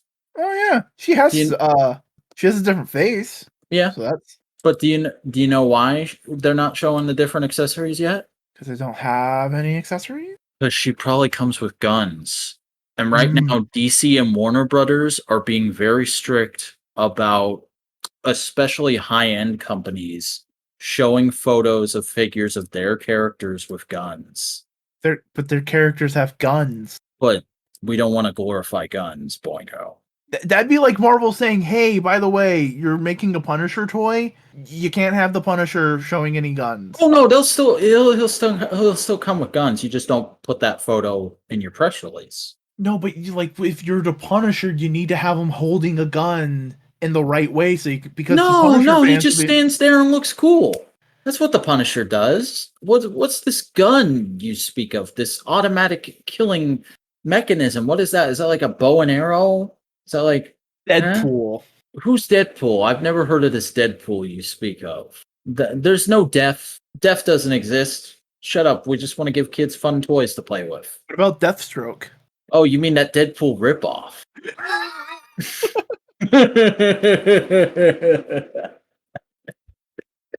But no, that whole situation is that joke had to hurt your DC soul. It did a little. That situation is just so hilarious to me because it's like it's the fucking modern equivalent of Joe Quesada saying nobody in Marvel can smoke. Yeah, but at least there's a reason behind that. It's like smoking killed my dad. Oh, there's a reason behind this too, which is we don't want to look like a company that's glorifying guns because nobody likes guns right now. And here's Hasbro. Here's all the characters that have back, and they all have Nerf guns. Come on. That makes sense. They're at least silver. No, I like that. I'm one of the people who's into that. It's just all the fucking boomer G.I. Joe fans who are like, Scarlet doesn't look enough like a mom. Why did this come like that? Why is everything a Target exclusive? I don't understand how corporate contracts work. Right. That's something I've discovered over the last year and change. Is I do not like the G.I. Joe fandom. They're not great people. You don't like a lot of fandoms. It's hard for me to make friends, okay? It's almost as if basing most of your personality on a show or a thing you like is a bad idea. Because you get so wrapped up and invested in it that if anything slightly goes wrong, it feels like something in your own personality is going wrong. It's like, we're going on 5 different tangents right now, but there is something that the Devu said once upon a time about her former employer, whose name we will not speak on this show, which is that at the time she was working for them, they were trying to portray themselves as very much the smart kid in the back of the class who had to constantly slam their fists down on the desk and say, "Pay attention to what the teacher is saying. It's all right there." And that's what I resonated with that so much at the time, because that's what I feel like with so many fandoms. If I'm the one who's going, "No, you fucking idiots, this is like this because this is what this fucking property is doing over here, and they're trying to do something similar to that." Like, I don't know how many fucking times I've said the Power Rangers fandom is just, the Power Rangers as a franchise is just perpetually Transformers as a franchise 5 years ago. Very much so. Hmm. And there's just so much of that. It's just like I'm in a Discord server where they're not the wild crazed ones. They are very reasonable Sonic fans. That it's very intellectually discussion of game design and aesthetic. So I'm not trying to rag on them. It's just more of like that's the inspiration for the thought of like Sonic fans and like other fans of different video games going like, why is this video game like this? Why is it rushed? Capitalism. No, but why can't they just take more time to make the capitalism? But no, I want the game and I want it now and I want it finished. You get two of those in this world because of capitalism. You get two. It's either on time, finished, or in your hands. If it's not any like Cyberpunk 77, that was a shit show. You want to know why it's a shit show? Fucking capitalism. Yeah. So did you read comics this week? Yeah. Do you want to go back and forth, or do you want to just? I mean, I really just have one big cluster of a thing. Okay, I have a feeling I know what it is because it's the same thing every week. We were talking about it on your server, so you know. Hold on, let me go back and look real quick. You know exactly what the fuck it is. Come on. Yeah. Oh yeah. We were. Oh right. So let's see. What have I read? So I have read Over the Ropes, which is an indie comic. It's basically a professional wrestling story, but it is a world of wrestling that acknowledges the work aspect of wrestling, but it kind of like works with the drama of the dirt sheet essentially. Like, did you watch Adam Bombier's video today, by the way? Yeah, I did. Good shit, right? Yeah, good. All right. Let's see. I read the new issues of New Mutants and X-Men. Just more New Mutants and more new X-Men. Yeah. I read issue 3 of Beta Ray Bill. How's that going? Is he able to fuck Lady Sif again yet? No, but he might be fucking his spaceship. All right, whatever it takes, bro. No, because they go into basically a hell dimension. They're trying to get through it. They're trying to get down below to get to the hammer that he wants. And when they entered, Scuttlebutt got like a robot body and goes like, "I don't know what's going on. I'm Scuttlebutt." And everything, like, they don't have a ton of time to like analyze it and figure it out. And she just, basically, Scuttlebutt is a ladybot. Hold on, I'm sending you like a page from it to show Scuttlebutt. Never mind, I'm not doing that. Basically, it's like coming here awakens something in me, and then they immediately have to start fighting some like demons. And Pip the Troll and the Executioner are there helping out Beta Ray Bill on his merry adventure. And they basically dive into the lava. The Scuttlebutt, yes. Can you fuck Scuttlebutt? Hold on, let me give you to do it. I had to fucking do it. Here is Scuttlebutt in her new robot body. Yeah, I could figure out ways to fuck that. Thank you. But basically, they're trying to get down to the thing, and there's a cute moment where basically Scuttlebutt in her new robot body goes, "I never asked why we came here. What happened on Asgard?"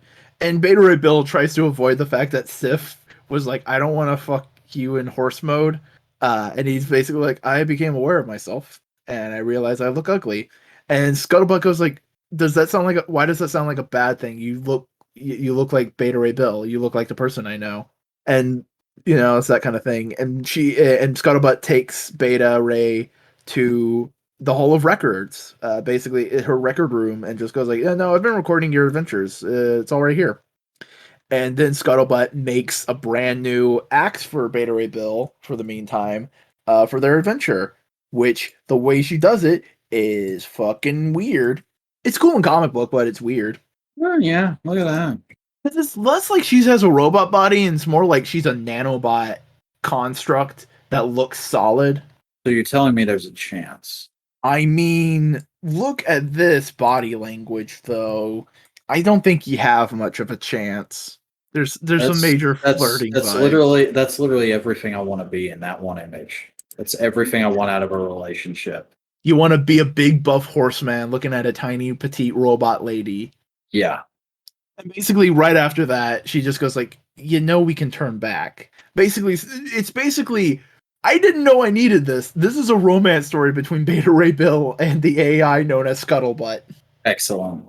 I kind of hope it turns out that way, because it's kind of cute, because it's very much like old friends realizing, wait, we maybe have more in this relationship than we thought, Because Scuttlebutt isn't looking at Beta Ray Bill as like, oh, you're a weird horse face man. It's, no, you're Beta Ray Bill, hero of the Corbinites, one of my closest friends, and I see you for who you are, and I accept you. And it's Beta Ray Bill going like, you are Scuttlebutt, my longtime friend, and now you have a body, and you're a lady? Okay, this is something that I have to process. And yeah, they're just going through this dimension, just trying to get to the Stormbreaker. And it ends with them about to fighting a giant crab. So we'll see more next issue. Let's see. I read the new issue of Darth Vader. It's basically they're back. The Emperor goes like, all right, you're still my bitch, but I'm gonna repair you. So do the thing, Darth Vader. And it's a couple flashbacks, and it's Darth Vader realizing, oh, I know the way to solve this. I need to fucking get Han Solo, because they're doing a bounty hunter crossover event in the Star Wars comics right now.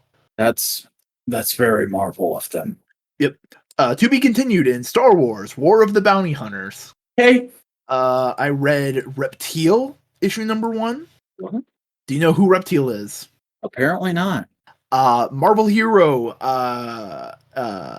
Hispanic boy. His parents were archaeologists, and they found a gemstone that has the DNA of every single dinosaur, and it gets implanted in his chest, and he can turn into dinosaurs. He's a dinosaur shapeshifter. Why hasn't there been an entire cartoon and toy line based off of this man yet? Oh, here's the thing. You looking at the design, you know damn well that's what he was created for. Because look at this mid-2000s Cartoon Network ass action cartoon. My fucking dude. But basically, this is a continuation of. This is actually just a genuine continuation of his previous story. He's coming back to LA. He's hanging out with his family, trying to get the shake of the land. He goes out shopping with his cousins. And the bad guy happens, and he basically tries to stop him. He has a cool big superhero fight. And he uses like a bunch of different dinosaur powers. His cousin, his female cousin, starts exhibiting powers, and she doesn't know what's happening. I'm thinking it's the first, brand new mutant in the comics. Cool. Or it may be related to his reptile powers. And basically the bad guy who's been attacking goes like, I know where your parents are, because that was a thing in the earlier issue. Is basically like the rest of his family goes like, your parents are probably dead. And he goes like, no, my parents aren't dead, they're just missing. So this bad guy's going like, I know where your parents are. And he's like, oh shit. So yeah. It's a good kid-friendly Marvel book, which, I say there should always be a bunch of kid-friendly comics. That should be the main focus of comic books. Mm-hmm. And then I read I read another one of the one-shots for Heroes Reborn called Magneto and the Mutant Force. It's basically looking at what happened to the X-Men and the mutants. You know how persecuted mutants are in the regular Marvel universe? Is.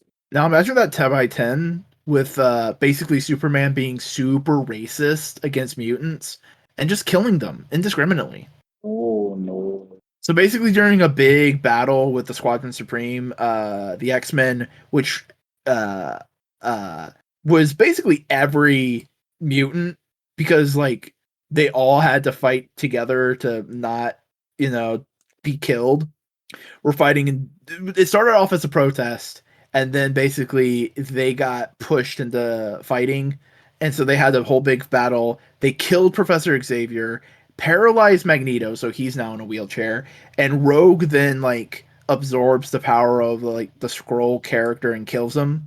And so they basically are breaking Emma Frost out of jail so they can start fighting back and basically be good, do all that kind of stuff. And they're basically on, I wouldn't say it's Krakoa, it's more like Genosha, but it's also in the Bermuda Triangle, so it's like Asteroid M. It's a mix of they're on an island away from America, and basically Magneto goes like, I have a bit of Charles Xavier's psyche in my head. Emma Frost, you need to come in there and help me get it out. As that's happening, two members of Squadron Supreme basically start coming and killing everybody. Also, in this world, Legion was the leader of the X-Men. For him. So he was accepted and helped out. That's nice. But basically, they go into Magneto Psyche, and it turns out it's not Professor Xavier. It's Professor Xavier's twin sister, Nova. And Nova basically comes out and goes like, "Hey, I know we gotta fight back. We gotta be badasses. I just killed Magneto, but I'm Nova." And that's the end of the one shot. That's it. Okay. Yeah. I'm going back through X-Men and New Mutants and see if there's anything like cool to talk about. I don't remember anything. Oh no, I need to talk about this new issue with X-Men. I forgot. Okay, so Charles Xavier and Magneto sends Mystique on a mission, and basically it's like, hey, if you succeed on this mission, we'll bring back your wife. And she's like, fuck yeah, I'll go do the mission. And the mission is to destroy the Orcus base because they're about to bring online Nimrod. Oh shit! Fuck. Yeah, so she's infiltrating the thing, and she's trying to get to the stopping all of this, and she gets there right after they activate Nimrod with the backup psyche of the dude who died, like the dude who died in Hawks and Pox, the husband who was like, you know what, I always wanted kids. That guy, remember him? Yeah. Okay, so they bring him back. That's the Psyche. That's who they put into the Nimrod body. And as Nimrod's like kind of like going like, "Oh man, I'm alive again. I got weird robot powers. This is fucking weird. I'm happy to be here though." And he's hugging his wife and he's going like, I'm happy to be here." And he just stands up, points at Mystique and goes, "That's a mutant." Turns his hand into a gun and shoots. Mystique is trying to get the fuck out of there, trying to solve the whole thing. She drops a bomb to kill him. And then Nimrod separates himself into two different things. And the Nimrod that's like a base AI version goes with the wife and tries to get her to safety, while the dude version of Nimrod is fighting Mystique. And the Mystique destroys him. Okay. She destroys him, but she kills him in the process. She gets killed in the process. So she comes back and she goes like, Nimrod's online. And she's and like, all right, shit, that's bad. We got to talk to Moira and do all that kind of thing. Is Moira back? Oh yeah, no. They're finally doing more shit with Moira? Yep. No, so Professor Xavier and Magneto are there, and they're going like, okay, cool. Nimrod's online. This changes things. We need to figure this out. And Mystique goes, wait, what? What about Irene? What about my wife? And Magneto and Xavier just look at her and go, what about her? Basically, you failed. You didn't accomplish what we agreed to. We're not going to resurrect her. All right. Yes, but also you guys are fucking assholes. Oh no, and then you see Mystique, and it's just the caption, there will be an island, not the first, but not the last. This is an old prediction by Destiny. This will be a place to be a hope for our kind. When those days come, remember these words, bring me back, and if you cannot, if they will not, then burn that place to the ground. Oh no, I saw these panels, I saw that panel on Reddit somewhere. Yep. As Xavier and Magneto are coming to talk to Moira, basically like, okay, here's the situation. This fall, Inferno. That's the next big event. Mystique's gonna burn Krakoa. Oh! Yep. Oh no, New Mutants also did something cool. So basically, I didn't know this about Karma. Karma had a twin brother but he's been dead for a while, and his psyche's been in Karma's body. And so basically, Karma goes like, "Hey, I'm gonna go through the crucible so I can die, release your psyche, and we can both have bodies again." And he's like, "Are you sure you want to do this?" And she's like, "Yeah, let's do this." And it's basically prepping for the fight. And Danny goes like, "All right, cool. I'll fight you in the crucible." And the weird looking mutants that New Mutants has been dealing with are basically going like, I don't want to look at this because we want to go through this because we have weird freaking bodies and we'd rather have normal looking bodies, you know. All the while, Laura, not Laura, the newest Wolverine kid, can't remember her name, Gabby, Gabby, fucking Gabby, Honey Badger. yeah, Honey Badger. She's trying to figure out a way to help her friends, and because it feels like a weird drug PSA. Like it's that framing, but it's like they're swapping bodies with the Shadow King help. And basically Wolverine goes like, "Hey, I know things are weird, but like I don't think this is a good idea." And they have a genuine conversation of basically like, "Gabby, you don't know what it feels like to still feel like a fucking weirdo on this place. We want to look normal, and some of this isn't even our fault. And who are you to like say we're doing something wrong, which it's not against the law. We're just trying things out." And basically like they go like, "We understand your concern, but get the fuck out of our business." Which fair, but this is a comic book and you're dealing with a classic villain. Something's amiss. And so Wolfsbane from the old school New Mutants basically comes and says like, "Hey, you want some sisterly advice?" And they talk it out and they figure it out.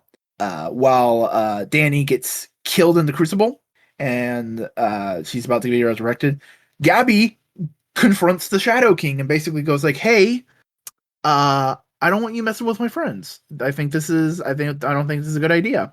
So Danny gets resurrected, and they basically confirm that your body is resurrected as it died. So Danny still doesn't have a leg; she still has a robot leg. Hmm. Yep. So that's New Mutants. And then it's just time waiting for the Hellfire Gala. Oh yeah, that's another thing I read. I got caught up on Strange Adventures by Tom King.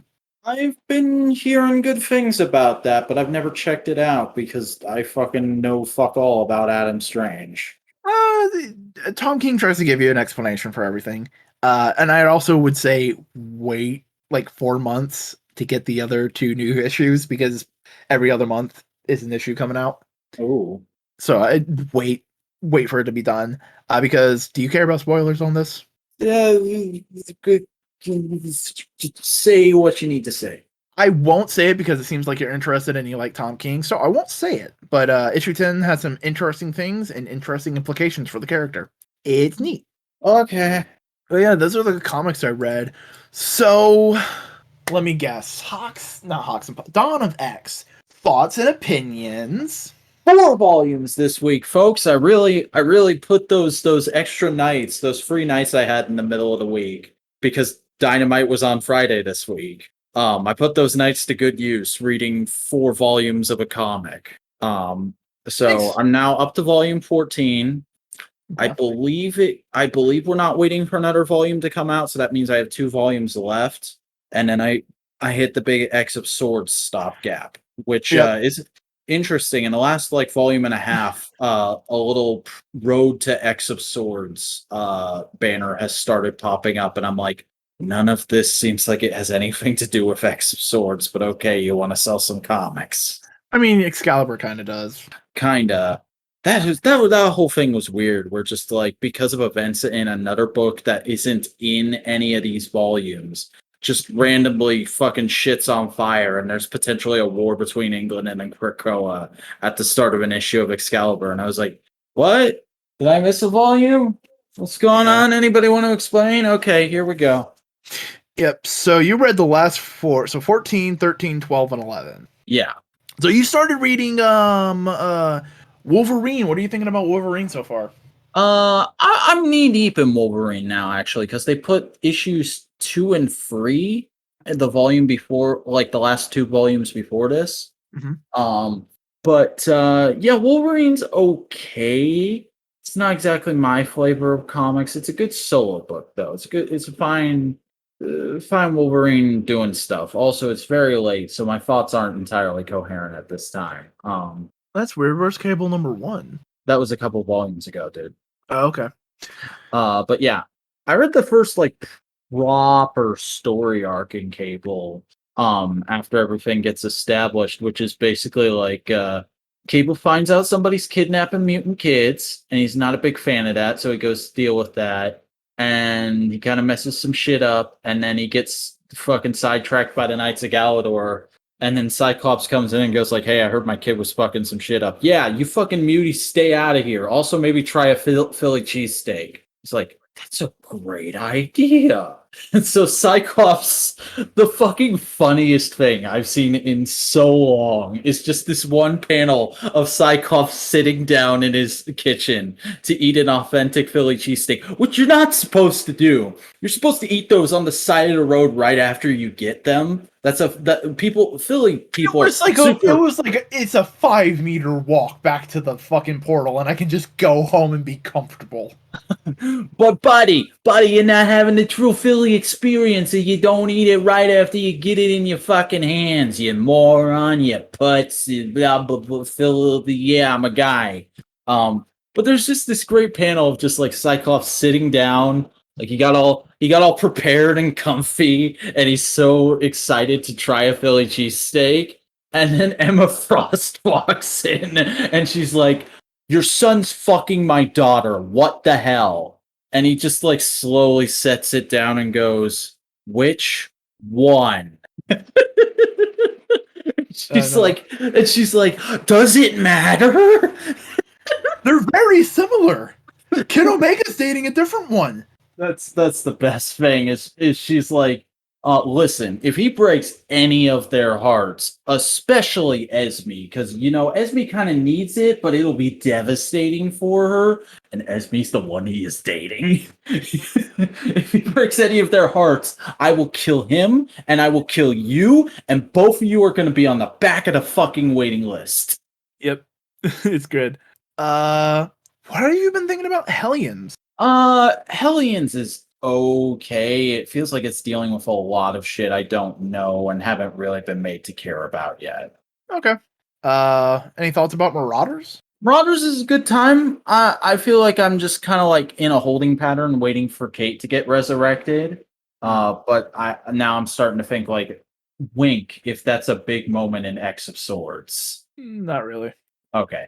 But like, they're doing some fine kind of world building and character development there. It is a big moment in Marauders. It's just not related to X of Swords. Okay.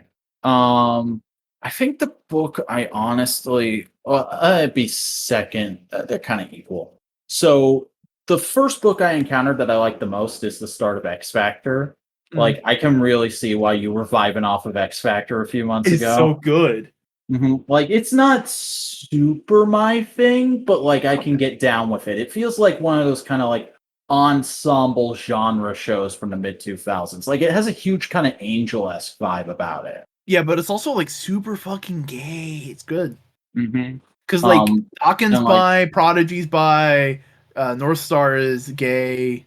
Oh, is he gay? They never really say anything like that in the first couple issues. In I think like issue 3 or 4, his husband shows up. Oh, okay. That might be like the very next thing I'm going to see out of that book then. Yeah, North Star. They just went to Mojo, the Mojo verse, and that's like a fucking hilarious commentary on fucking YouTube and OnlyFans now. Yeah, no. North Star was actually the first gay character Marvel made.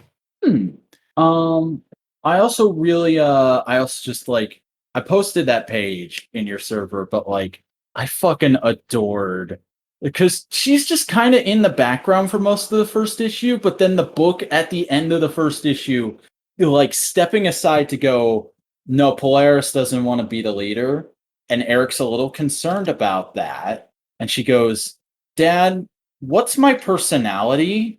And he's like, I don't know either. And I'm like, Ferdy, So that's a bit of a problem. I don't want to get invested in leading another team. I just kind of want to tag along and maybe figure out who the fuck I am. And I'm Yeah. like, all right, I don't know if you're waifu yet, but like I'm vibing off of you pretty heavy, Polaris. I like her jacket. How many fucking figures do I have to go back and track down just because these goddamn comics? Because there's a Polaris in Marvel Legends already. That's her classic costume, and she wore that in this era, so it technically counts. I'm trying to think of any other.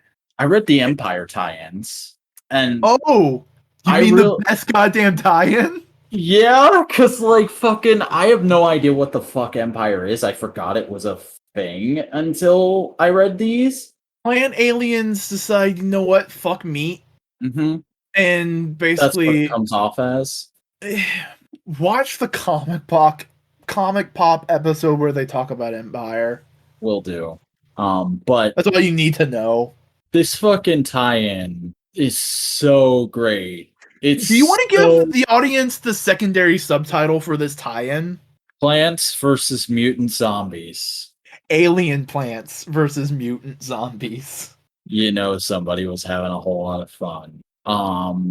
This is such a dumb, fun, like little comic arc. It's good. Yeah, and you want to know the worst part? It finally happened. You fucking bastard. The prophecy you told has come to fruition. Magic is waifu tier. I knew it would happen, folks. One superhero girl who can crush his head in between her thighs. It's a pattern. It's a pattern, folks. I almost paid $50 for her Marvel Legends last night on eBay. Jesus Christ, my friend. I didn't know you'd go down the deep hole this fast. Almost. I didn't do it. I didn't do it yet, but it almost happened. Dear Lord. Also, remember, she's the sister of Colossus. Well, I already have Colossus, so I guess I have to get her now. Let me just go on to eBay.com. And, also, have you been reading her dialogue with a Russian accent? Because I think it adds just a little bit of a touch. You know, I forgot to. Go back and reread some of it. Oh, no. Russian goth queen. Just remember, all this shit that you're, like, embarrassed at me for, partly your fault. I know. I wouldn't have read this shit if it wasn't for you. Here's the thing, though. This is hilarious in, like, a kind of, like, a ha-ha-ha kind of way. When you just bring it up, it's just like, oh, come on. There's no setup here. There's no setup. There's no payoff with this. How do you mean? Well, I mean, I'm setting it up by going like, no, I'm planting the seed. She's going to be a waifu. We're going to do a bit about this later. And then you're going like, here's the bit. And I'm going like, haha. Yeah. There's one for $37 and $4 shipping right now. Do I have money? Are we gonna do a fucking delirious late night live purchase on the podcast? Is that what's about to happen here? I have less than $100 in my account right now. We're not doing impulse buys this week. All right, but no, this is a fun. Just like it's a popcorn movie. It's a popcorn zombie movie because Wanda trying her hardest to be a good person, trying so hard. Really, like poor Wanda. She tried. At least she tried. And I love the fucking conversation she's having with Doctor Strange, where he's like, "Yeah, no, you can't do that." And she comes back and she goes, "So I tried to do it." Oh God, what happened? Yeah, she basically goes to Genosha, the site of the biggest mutant apocalypse, and basically goes like, you know what? I got rid of a lot of mutants. They're back on their feet, but I feel still feel bad about this, and I don't want to try and make up for it. Even though like they hate me, I don't want to be a good person to them, so I'm gonna try and resurrect all the mutants that died on Genosha. The magic was imperfect, and they come back as zombies. Mm-hmm. Oh no! And there's a gate on Genosha because they kind of see Genosha as like a memorial. You can go and visit Genosha and you kind of say your prayers and think of the lost loved ones you had and how much of a tragic event this was, that kind of thing. So they realize, oh, something happened in Genosha. They go through, oh shit, zombies. We got to make sure they can't get through the gate. and turn Krakoa into zombies. And then the alien plant people come and attack.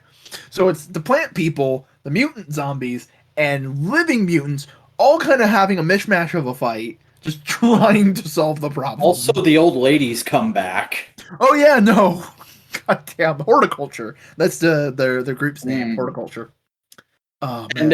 And they fucking put pheromones on fucking Angel. It's the funniest shit. And you just see them as hot young babes. It's great. Mhm. Oh man, this was a fun thing. And then basically Doctor Strange comes in and goes like, fix the problem. No, was it No, it was no, Magic. because Magic goes, oh, I can fix this, and literally, like as she's trying to fix it, Doctor Strange goes, yeah, it should fix itself as long as nobody fucks with that thing. And she fucks with that thing, and for 20 minutes, because it's 20 minutes until it will dissipate. She just turns into this possessed fucking screaming demon lady, and she destroys all the zombies and all the plants. And then she starts going, all right, everybody, now I'm going to take over the earth, and you will all be my army, and you will all listen to me and obey me as your queen, except for you, Nightcrawler. You're going to be my sex slave because you're fucking hot. And then it dissipates, and she's like, so we're all going to forget that just happened, okay? Fräulein, I'm still interested in the sex slave position. God damn it. Now, I now remember. Yeah, no, it's just a fun, goofy, like, if more tie-ins were like this, people wouldn't be pissed at tie-ins. Yeah. It's stuff like this, and before he got his own event, Nick Spencer's Captain America had some baller events tie-ins. Like, the Civil War II tie-in that's just fucking Sam having to speak at Rhodey's funeral. That was a great issue. But yeah, no.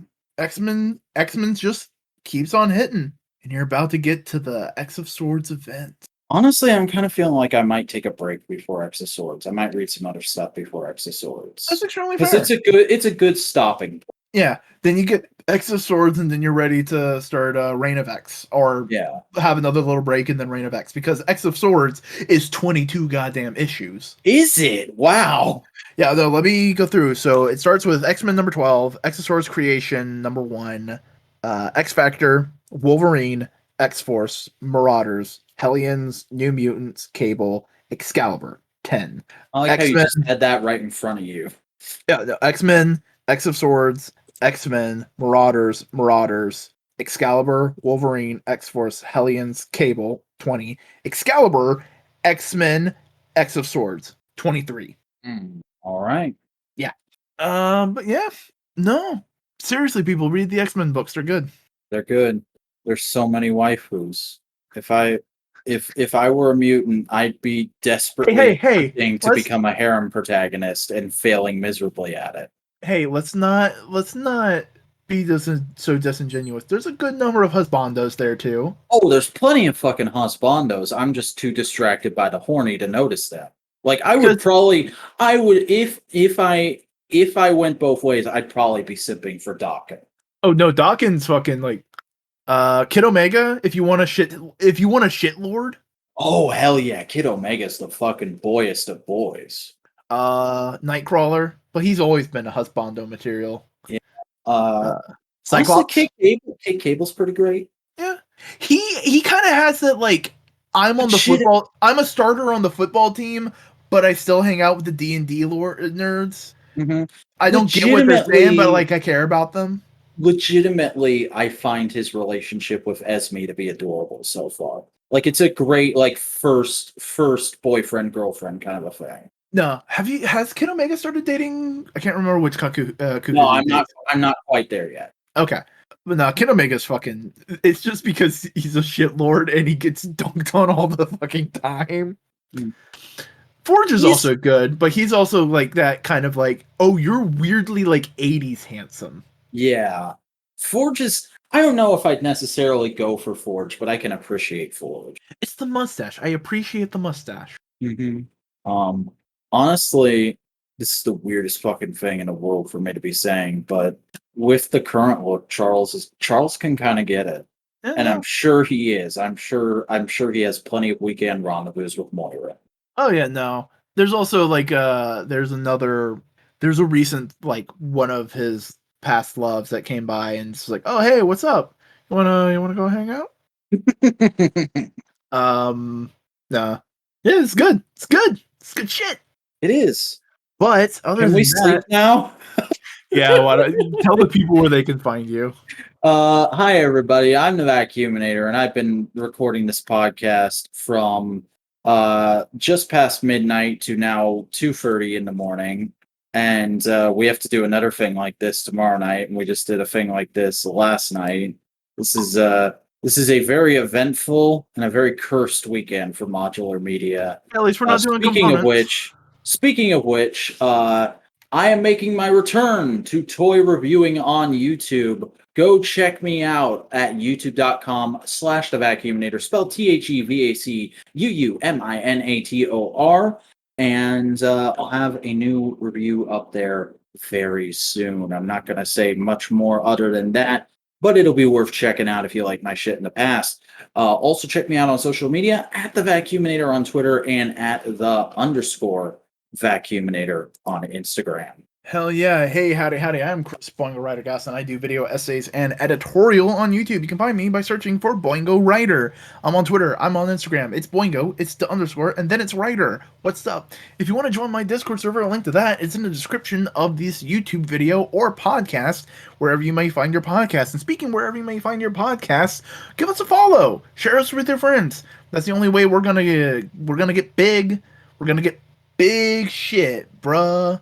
And if you're on YouTube, give us a like, give us a comment, give us a subscribe, and go check out our other podcasts, including Modular Media Wrestling Podcast Live, where me and Vac here talk about professional wrestling every single week, at least the stuff we like. Or Twit, This Week in Toku, where Vac and Buster Core talk about tokusatsu in the week. Or Components, where me, Vac, and other people, including Snowcone, Cody Burke, another member of Modular, and Buster every once in a while, as a friend of the channel, comes in and we talk about our week for the week. Subscribe to Modular. Just subscribe to our content. Follow us. Except not in the bathroom. I don't want you to follow us in the bathroom. Nope. Get out. Get out of here. No. Do you have any final words? Applesauce, market, until Joe Dino.